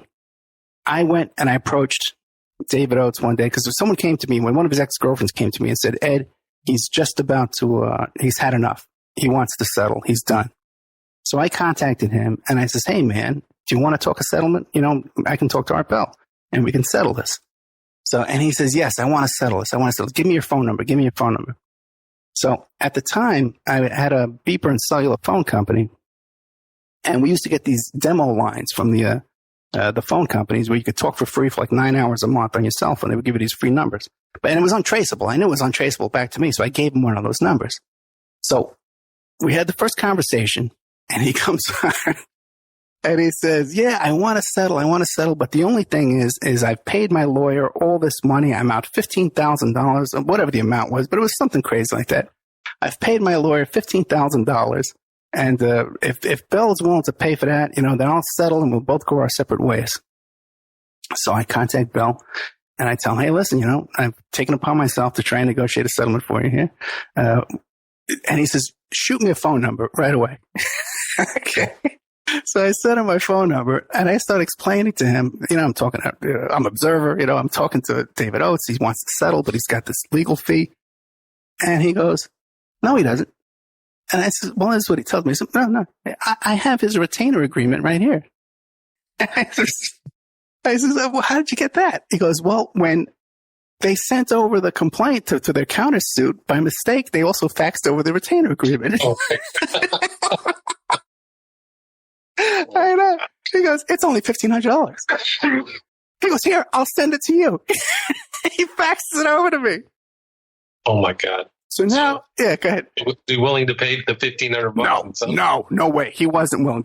Art Bell is a tough guy. He's a tough guy. He didn't leave his house much at all. Every time I ever called him up, he was home. He never left his house. And later on, too, we got together down in Pahrump. We met at the Harvest Festival a couple of times. But he was very serious guy. Didn't leave his house. Homebody, shut-in type guy. I met him up in New York, too. And very private guy. Ramona was great. Ramona was very talking. She was great to have around. Fun person. Ramona was his first wife, right? Yeah, the first wife, yeah. But Pahrump is kind of out of the way, isn't it? Parhump's in the desert, high desert, right? Well, it's about it's an hour drive from Henderson. You know, you get out there, and it's a small town. It's a very interesting little town. There's really nothing going on. Either you're retired or you're a biker. You got a meth lab going on, and you'll have like a house, man, a really nice $150,000 house, and next door is an auto body shop because there's no zoning. You could have any. You could have a junkyard next to the church, you know. It's like there's no zoning. Just whatever you want goes down there, you know. But he had a very nice house, you know. He had a very nice house down there, like a little private cul-de-sac area, and interesting. You know, I had all kinds of all the stuff. He had a big giant propane tank and a satellite dish and all the stuff to be off the grid and solar panels and things, all kinds of stuff like that. So I called back Oates, and I'm pissed off. Because I says, hey, man, listen, you know, if we're going to be negotiating here like adults, you can't be lying to me. And I just found out you're lying to me. And I says, you don't have any $15,000 legal fees. He goes, yes, I do. He says, Australian accent. Yes, I do, mate. Yes, I do. I got $15,000 on my Chinese fees. And I says, no, you don't, man. I says, I got the retainer agreement right now. I start reading the retainer agreement to him. And he goes, who are you? Where did you get that? Who are you? Who sent you? Right away, they're thinking I'm CIA or I'm, you know. So I says, no, man. I says, I said, you faxed it over. I says, you're lying, man. It was only $1,500. So this goes back and forth. Oh, at one point, too, get this. After the lawsuit was filed and the countersuits were filed, I used to fight back and forth with Rams all the time. With the Rams, we called him Rams because his name was Robert A.M. Stevens. This real shadowy character, a really bizarre guy too, man. He was like 55 years old. He had a 15-year-old girlfriend. A really creepy guy in a lot of ways. A total con man his whole life. We looked into his background. He never had anything to do with NASA. He never worked for NASA. He was an artist. He donated some art to NASA, and they accepted his art, and he played that into this whole thing that he worked for NASA. He was never in the Navy SEALs. We looked that up too. He was never a SEAL. And I used to have this guy who worked for me because I was out of the PI business. At this time, I was in the beeper company, communications business, cell phones and beepers. So, but I had a lot of PI friends still and stuff. So I'd hired this guy to do my employment screening when I'd hire new people for the beeper company. So I had him investigate Stevens for me. I said, check out his background, call around to NASA, you know, he worked at NASA. And, so he comes back and he goes, Ed, the guy, you know, he says he's an astronaut, a fireman, a cowboy, and a spy. You want me to look this up? Because it was so ridiculous. But I had been, I was like sucked into this whole crazy thing. I had actually given this guy some consideration. So at one point, I used to fight back and forth with Stevens, and I would do like little investigative work on him during the day and find out, like, I talked to people that went to church with him and stuff like that. I would find out the dirt on him. And then I would troll him at night and then hit him with the zinger at the end. Well, hey, I just talked to your neighbors, you know, and zinger with the hard stuff. So he flipped out one night and he started posting these threats about me. He was going to come kill me. Thanks. Yeah. So get this. Art Bell takes those threats, right, against me, and he takes them, files a motion over there in Clark County, in Nye County, down there in Pahrump, and gets a restraining order against Stevens for himself. Because Stevens is threatening one of his fans. And meanwhile, I'm here on the front lines. I got no restraining order. I got nothing. And where's Stevens at this time? He's in Montana? No, yeah, he was in Montana. Yeah, he was in Montana, staying on a ranch with this other guy. Gotcha. So I'm negotiating with David Oates back and forth, trying to get all this stuff settled. And at that point, then once I first gave Art Bell my phone number, it was right around June or July. And after that, he's calling me up 3-4 times a day, you know, with this guy sitting at home doing nothing, you know, calling me up all the time. And we had a lot of, and I liked him, you know, I liked him. He's a likable guy, very likable personality, very strong personality, and the way he speaks, you listen to him, you wait for him to finish, because and also he has that power of being on the radio and all that. We had conversations about his show and about Hail Bop, that whole Hail Bop stuff. With, right. Right. And he was very, he was affected in his life by the suicide of the Heaven's Gate cult. And it was because he was reporting that before the cult that there was speculation that was being trailed by a UFO, right? Right. That he kept having Hoagland on, and they were talking about this asteroid that was coming, Right. Yeah. And he was very affected by that, but he would accept no responsibility for it. And he says, listen, there were other people reporting on it. And he would say that, and he would say, I didn't tell these people to commit suicide and things like that. But you could tell that he was just weighed heavily on him and his life. Another thing, too, is the reason all this got started, I guess I should have started with this in the beginning, is what happened was Art Bell had abruptly resigned from radio one night. And people were wondering why. And it turned out, and Drudge knew why. Matt Drudge knew why. And he was going to go on his website and tell what happened. But Art Bell contacted him and talked him out of it. Now, what happened was that Art Bell's son was kidnapped by his school teacher in chains. He was chained up. He was drugged and placed in chains. Yeah, and taken to the school teacher's hideout. And he was raped and molested. So when Art Bell found out about this another thing that sent him into a tailspin. That was the October 13th, 1998. Right. And that's what made him resign from the radio. He just said, I can't do this anymore. But so rumors started going around, the Art Bell rape, something happened. Everyone knew something happened. And that's when these allegations of Art Bell being a child molester started coming out. And that's what that's what the dirt that Oates was looking for when he hired those Dig the Dirt guys stuff. Interesting. And it says here on talking about that Ted Gunderson got involved in the whole abduction of his son and accused Bell of it. And then Bell sued Gunderson. Right. It was all settlement. I don't know do you have any idea what that settlement? I know exactly what happened there. That is what happened. Okay. With David Oates, what happened with David Oates was when I busted him on the thing, we went back and forth. And like I said, I was talking to Bell like 3-4 times a day. And finally, and I talked to Bell's lawyers too. And you know what? I never told Art Bell I was a private investigator, not once during this whole time. I told his lawyers. I said, hey, listen, if you need me, I'm a private investigator. I've been an investigator for years, And if did he get his legal assistance in the state of Nevada? No, it was like a Beverly Hills. That's what I would think. So he had legit lawyers. Oh yeah, no, he had a serious law firm there working for him. He took this thing serious, and because neither of these other two characters had any money, so he just did this. But Art Bell was very, very litigious. He's had many, many lawsuits over the years, both as a defendant and he even sued Michael Savage just recently. I didn't know it. About what? Savage said some kind of crack about Filipino prostitutes, and Bell took offense to that. Bell was an interesting guy in many ways. And now a word from our sponsors. We all have questions. Did he do it or did he not? We all have opinions, but do we really know the truth? New evidence will now be presented and the ultimate answers will be revealed in the explosive documentary, Serpents Rising. Inspired by the bestseller Double Cross for Blood, an independent investigation of the trial of the century, the lies, the myths, and the concealed evidence. Don't miss Serpents Rising. This excellent documentary film is available at Serpents Rising at Vimeo Videos on demand. Watch it for $1.99.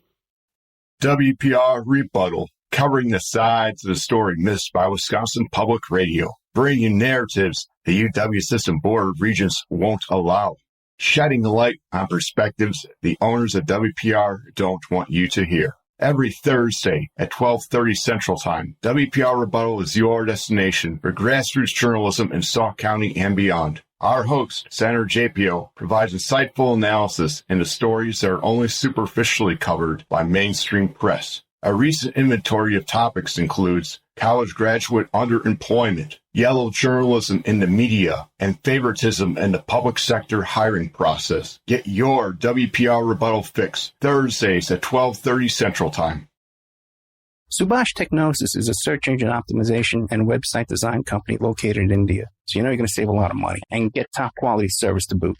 They offer all kinds of services, business process outsourcing, data entry, banking BPO services, recruitment process outsourcing, software testing, offshore research networking, customer care, press release content writing and distribution, and much, much more. They offer website development, e-commerce solutions, mobile responsive designs. Now, I've personally worked with Subhash for over 10 years. This is the man that puts out my press releases. They've done work on my websites, so I can personally recommend SubhashTechnosis.com. You can find the link to Subhash Technosis at OppermanReport.com and also AwakeRadio.us. Well, I want to get back to Gunderson. What happened between Gunderson and Bell? Well, what happened was... It's like one of those kind of under this figure that pops up all over the place. Right. Before we can get to that, though, we got to finish up what happened with David Oates. Because what happened was with David Oates was Bell came to me and says, Ed, I need you to do an affidavit of your experience of everything that happened with you. No, here's what happened. I talked to him, and I sent him an email. I said, listen, I just had a conversation with Oates, and what he tells me is that he doesn't want to negotiate anymore. He's going to, what's that called? A summary judgment. He's going to take a summary judgment, and then he's going to go and declare bankruptcy. He doesn't care about this anymore. He's not going to fight you anymore. So Bell gets on the phone, boom, 10 seconds after that. And he says, well, I need you to do an affidavit, which is what you said there.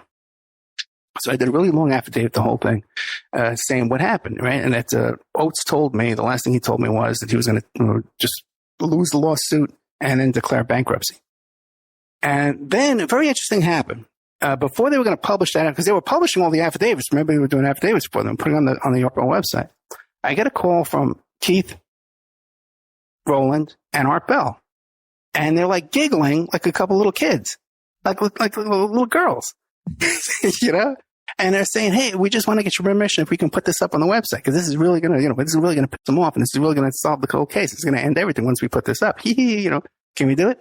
Because I had been pissed off at them because now they're going to reveal my real name. My real name was at the bottom of this affidavit, and Observer was going to go public, and all these people were stalking me. I was really putting up with a lot of shit from these people. Excuse my language.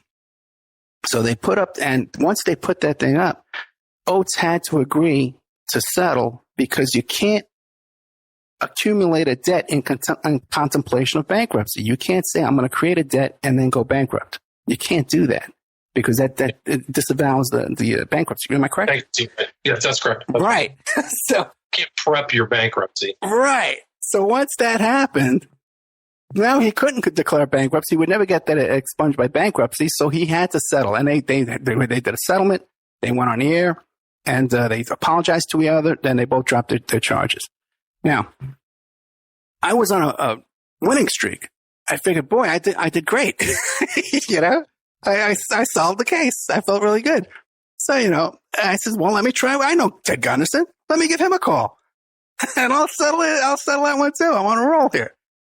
So I called up Ted. And the whole fun thing with Ted too is whenever I would talk to him, the first time I called him, okay, he had been a client for a company I worked for. And people from that company, I became very friendly with them. And one of the women left that company and she made available to a lot of people the client's direct contact information so we can contact them directly and cut out the middleman and make more money. I was supplying phone company information and stuff like that to this company. It was a company called Action Research. It was the company actually that was involved in that whole HP thing with that girl, Carly Fiorini.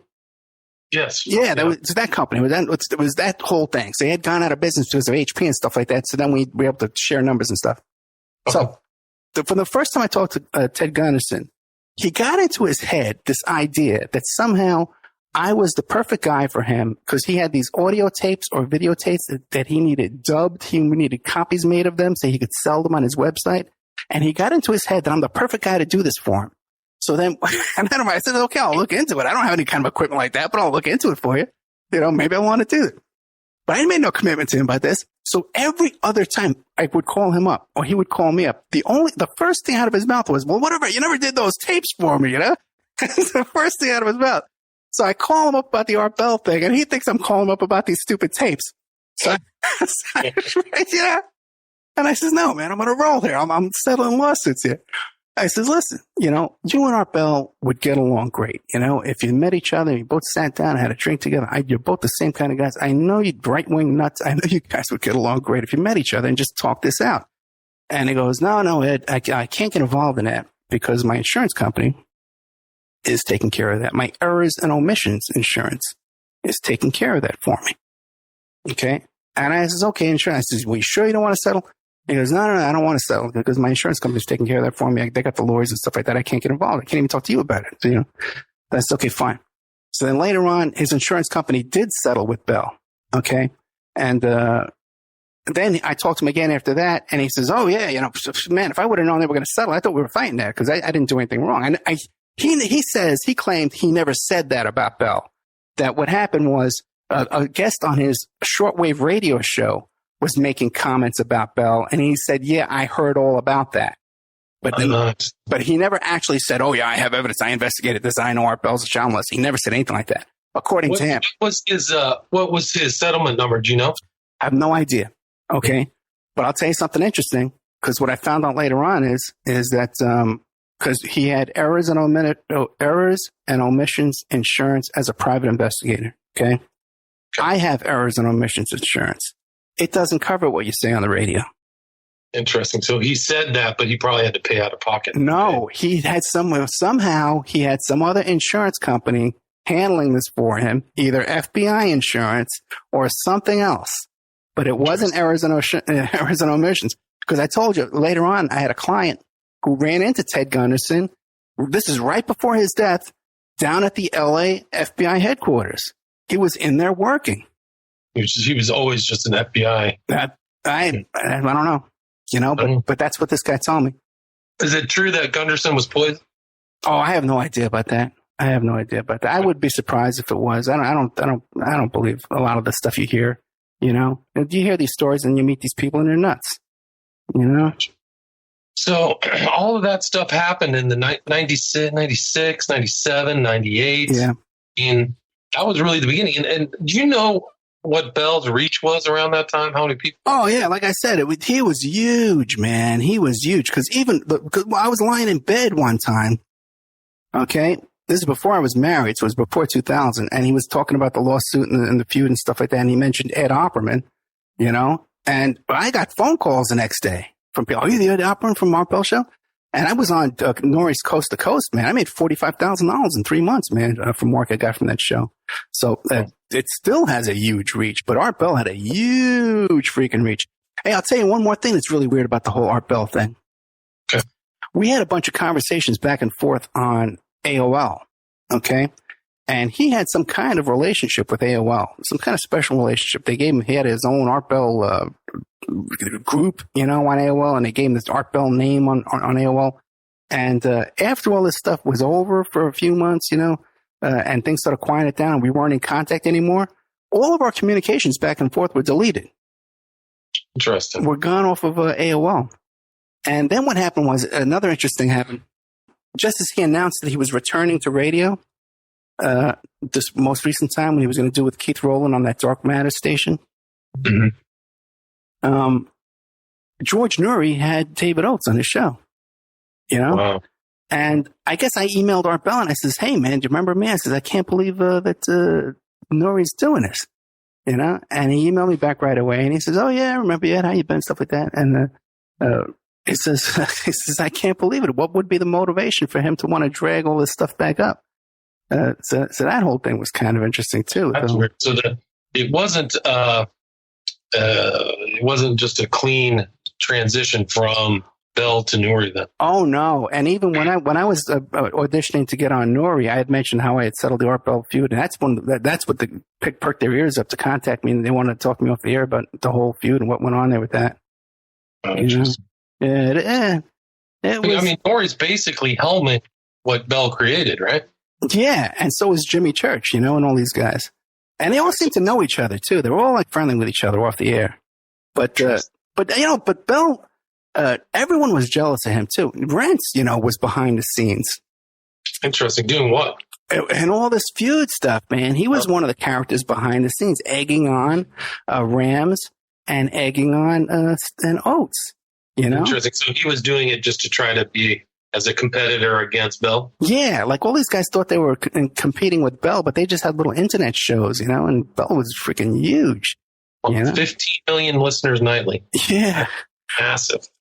Yeah, well, those little websites that we had, because I was controlling one of those, because they were getting shut down all the time, too, these little message boards, and we would have competing message boards where we were fighting with each other and stuff like that. I had one for a while. We were getting 15,000 unique hits a day. Yeah, the traffic was... Just be associated with Coast to Coast. Yeah, and the feud and all that stuff that was going on. Because, remember, too, Oates had he had a website, too, and he was going on Rents and these other shows and stuff like that. And then Stevens died. Stevens just died recently. So I guess I'm the last man standing out of all these characters. I think Rents is still around. I don't know if he has the same stamina that he used to have. But Rents, but Bell is gone. But Stevens is gone, and Gunderson is gone. Gone. Yeah. Oates. The Oates is still around, I guess. Oates is still around. Tragically, he had these twin daughters. One of his twin daughters fell off a building in Australia and died. But Oates, like I said, he just popped back up to go on Nori there, had him on the show, which I thought was really tacky because everyone knew what was going on, and those guys were playing underhanded. They were playing really, but like I said too, there was that back and forth thing too, where he had Spam House, he had the Mel's Hole, he had them back on the last show, even though they were up to their necks and all this crap.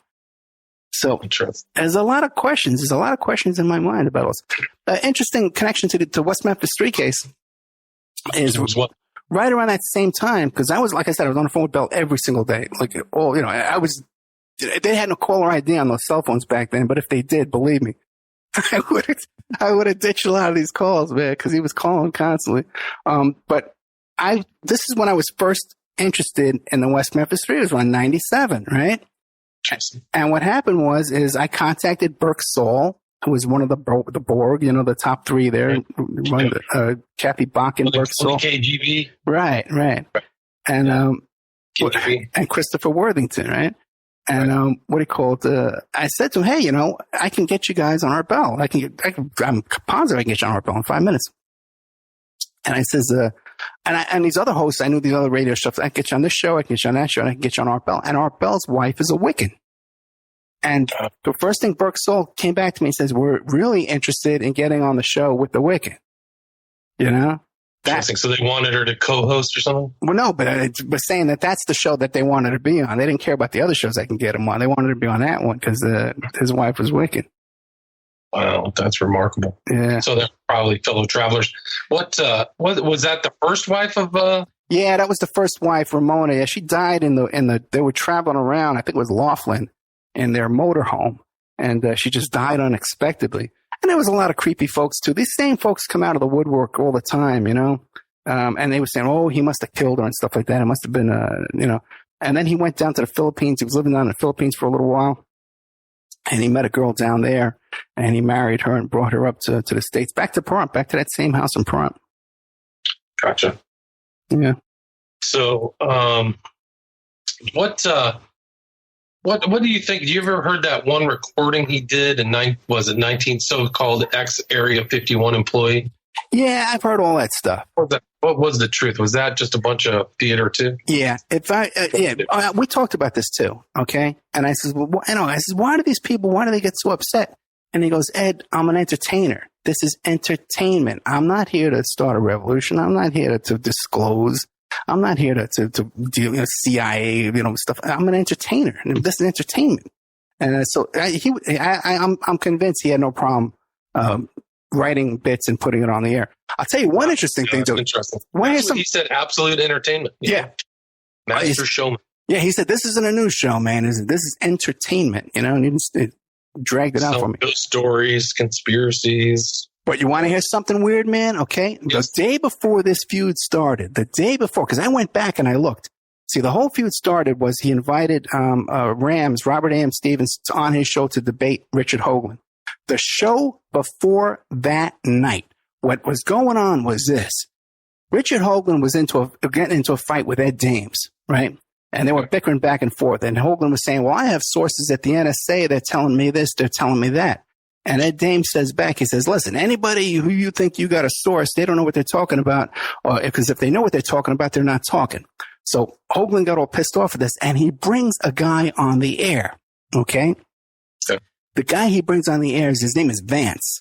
His last name was Vance. I remember that. He worked for the NSA. And you could look him up, and he was involved in that whole big shenanigans with the NSA 6 that got fired because they had Ouija boards and they were doing Scientology and all kind of weird stuff like that.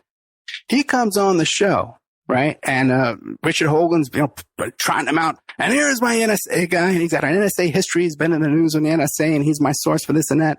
Tell him this. Tell him that. And Bell's egging him on. He said, well, what else can you tell us there? What else can you tell us? And the guy was running out of things to say, and he says, well, I can tell you that coming up, we have information and chatter that there's going to be an attack by bin Laden in New York City in the fall. Right. Yeah. Okay. That was when? That was what year? 97, around then. Okay. Okay. And what happened later on? Bin Laden attacked New York City in the fall. But the next day is when this whole big feud started. Maybe the whole thing was a whole big distraction, away from that. Yeah. Maybe. Who knows? I look back at all this. I tell you another thing, too. Another weird thing happened, too. Was around that time, because I used to, we had a 3-bedroom house, me and my wife at the time. When I moved to Las Vegas, I was still involved in this whole feud and stuff like that, and this negotiation. One day I Googled myself, and this was on, then we didn't even have Google back in this. This is before Google. I Yahoo'd myself, but I did a search for my name on the internet, and I searched Ed Opperman Observer, and I see a picture from the inside of my house of my computer desk and my office inside my home. Crazy. Yeah. Now, the only thing I could think it could go back to was this one woman who was involved in the feud, quote unquote. She was one of the witnesses for David Oates. By some remarkable coincidence, started dating a guy I knew from Staten Island who had moved to Las Vegas, and she started dating a friend of mine, and we did invite them over to dinner one night, but I didn't see her with a camera. I didn't see her with, taking pictures, especially in my office, which was all the way around the corner. So I don't know, but I traced it back to that. Kind of interesting, too. That one witness, too, she was on Oprah claiming that her father had molested her, and she was a guest on Oprah, too. So all bizarre connections. Some people did have some kind of shadowy connections and stuff like that, but mostly it was hecklers and trolls and spam house characters. That's wild. Yeah, just a bunch of people. I mean, his show was like that, too, though. I mean, there was just all kinds of different people from all different stories from all over the place. So many weird Bigfoot, preachers, crazy people. Right. It's just such a mix of, it's like a cornucopia of different characters. And it was all new. No one was doing it before. Even he wasn't doing it. He was doing a right-wing talk show like Rush Limbaugh before that. And then he got into this paranormal. No one was doing this. Now we take it for granted because everybody kind of copied it, Everybody tries to do Art Bell, but he was brand new back then, and he did it for 5 hours a night. You're on the radio. You know what it takes to talk for 5 hours or interview a guest for 5 hours? Yeah. It's brutal. That's brutal. That's incredible stamina to do 5 hours. Was he doing 5 hours in a row? Yeah.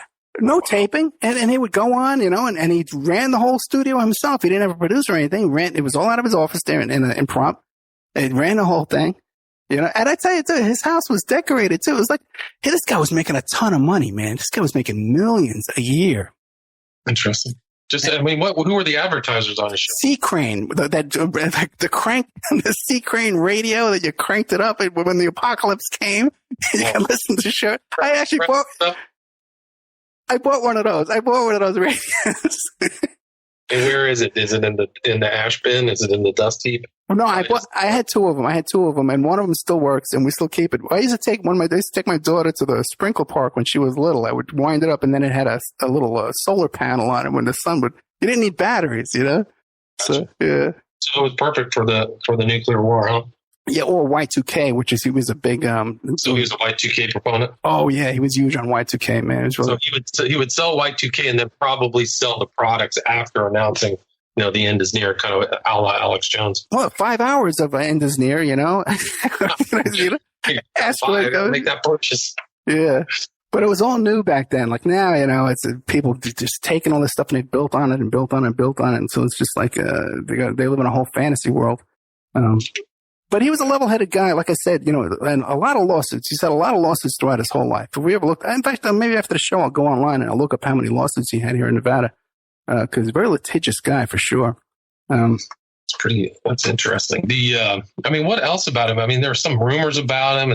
He had 4 wives, a kid. I mean, I thought I read somewhere that one of his children he just didn't have any contact with. Yeah, that guy contacted me. His son contacted me. He's friends with one of my listeners too. And he's all upset. But the thing is, I tried to talk to that kid, and he's very confused. He doesn't understand, how my relationship to Bell was. He's all confused and stuff like that. I don't think he'd be a good guest on the show. One thing that struck me about Bell, it might be a little gossipy for people, is that he lived right next to Cherry's Ranch down there. Oh, is that a prostitution place? Yeah, it was within walking distance of where he lived. He lived right by Terrible Herbst casino, which was a nice little casino nearby, and I know he used to go there once in a while. But otherwise, he stayed home. And if he did anything else, I think he once in a while took a walk down to the brothel. I don't know. He was a brothel devotee. I don't know. I couldn't tell you for a fact, but it's just kind of impression I got just from talking to him and stuff like that. Maybe that's why he was in Nevada. That's why he made Nevada his home. He was from somewhere else, right? Oh, I really don't know. But he did. When he was in New York for a book signing, right? And I had business in New York in Manhattan that day. So I went to see him at the book signing, and I surprised him. I said him and Ramona, because, they recognized me. And what he called, so that like the next day or something like he thought, because he was like a small town kind of guy for sure, who didn't really leave his house. So he gave me a call and he wanted me to give him a ride, like in Manhattan, like to come pick him up in Manhattan and take us to another place in Manhattan.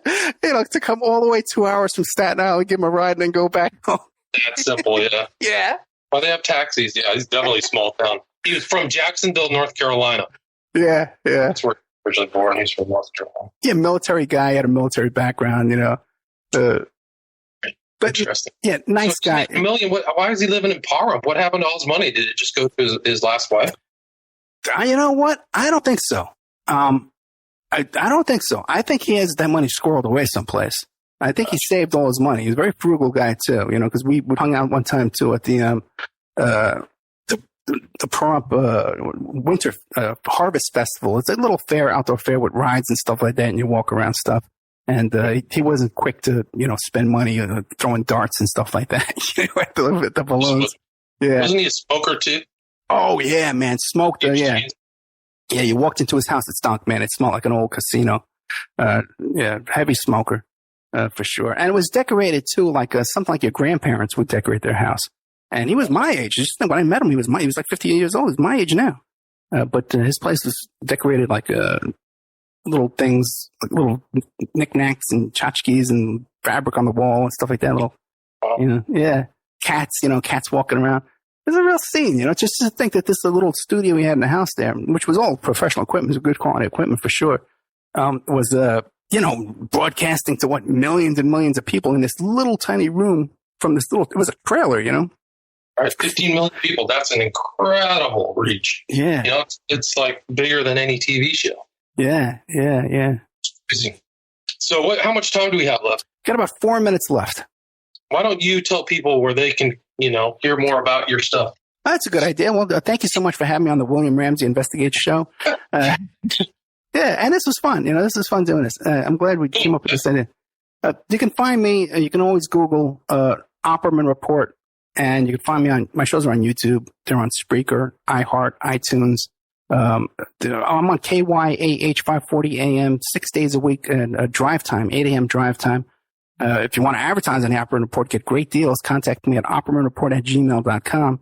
I'll give you a great deal on that. We've got a special members section at oppermanreport.com with exclusive shows and exclusive content. If you like William Ramsey's show, we have a couple of exclusive shows on there about the West Memphis Three. One with Dale Griffiths, another one with Trench Reznor? Trench Reynolds. Trench Reynolds. Yeah. He's like a true crime writer. Yeah, we got him on there. And also to stuff about McMartin Preschool, exclusive stuff, and you won't find anywhere else. It's really content I'm proud of. Like people talk about the Franklin cover-up and the conspiracy of silence. I had Tim Tate on my show, and I interviewed him, the producer and director of Conspiracy of Silence. I had him on the show. He talked about meeting Aquino and doing these investigations and stuff. People talk about McMartin Preschool. I had the guy on my show who did the ground penetrating radar and found that room underneath the garage there. It's exclusive, and no one's ever interviewed this guy before. Exclusively about the people who moved out of a Steve Bannon's porn and meth house. So it's people talk about Franklin cover-up and stuff like that, and people post this article about gay call boys taking a tour through the White House, and they post this and they show it to me. I had the guy on. I had the madam who ran that gay escort service, who provided those boys that toured the White House. I had him on the show, Henry Vincent. So great content there at oppermanreport.com, and I can always use memberships to, and it helps William Ramsey too. If you support my show, it helps him because we put him on all our platforms and stuff like that to support William, who does excellent work out there. Thank you so much, William. Yeah, thank you, and tell them about the tea. GetTheTea.com. Let me tell you something, guys. I'm not kidding around. Step right up and get some tea. Step right up. Life Change Tea. I've been drinking this tea about 4 months now, and I'm telling you, I've lost weight. I lost about 15 pounds. I was just telling William Ramsey off the show this morning. I get up at 3 o'clock in the morning. I got one glass of tea. I go out. I swam a half mile today. A little while. I'm going to be going on a bike ride. I got a date with a 25-year-old later on today. How's that for 55 years old? GetTheTea.com. You can't beat it. Okay. It cures what ails you and fixes you right up. There's plenty of other stuff on the website too. GetTheTea.com with herbs and supplements and all kind of fun stuff there. Excellent. Ed, thank you very much for being on the show and telling us all about Art Bell and your experience with one of the most influential radio hosts of the last 100 years for sure. Yeah, I hope I didn't forget anything about Art Bell. I think I got pretty much everything out. But usually what happens is, because I have a show in my members section about the Art Bell story, and then the next day I remembered more stuff. It was a really fascinating time in my life. I can remember, because when I would call these people, I'd call them from a payphone. Back in those days, we had payphones. And I can remember my employees, I was at the mall payphone. Oh, I got to go. All right, brother. All right, man. Thanks, Ed. Thank you so much. Appreciate it. Bye.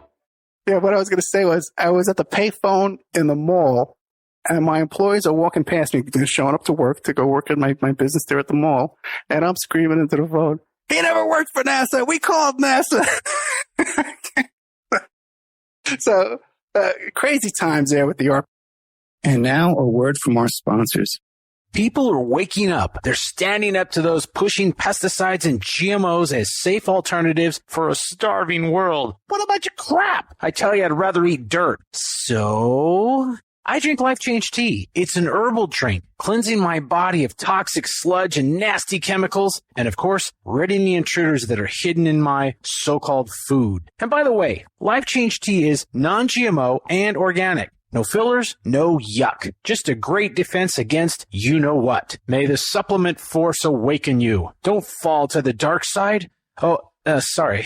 I went to the movies last night. Anyway, enough said. How do you get that herbal drink and change your life? GetTheTea.com. That's GetTheTea.com. You will awaken. You will get stronger, and you might even lose a bit of weight. So awaken to Life Change Tea and the many one-of-a-kind supplements at GetTheTea.com. That's GetTheTea.com. May the supplement force be with you. Okay, thank you so much, William Ramsey. It was a lot of fun cutting up the show like that and letting William interview me. All the times I've interviewed him, he's never interviewed me before. So yeah, I enjoyed that. I enjoy talking about Art Bell. So if you don't, I don't want to give the wrong impression. I really respect and admire Art Bell for the work he did and for the man he was and then the work he did. And I do cherish that time, those phone calls and the time we hung out together and stuff like that. I do cherish that time. and I look back at it fondly in every possible way. But he's a human being like everybody else, you know. All right, guys, thank you so much. Keep in touch with the OppermanReport.com, our member section. And if you need to advertise or make a donation, OppermanReport@gmail.com. Good night.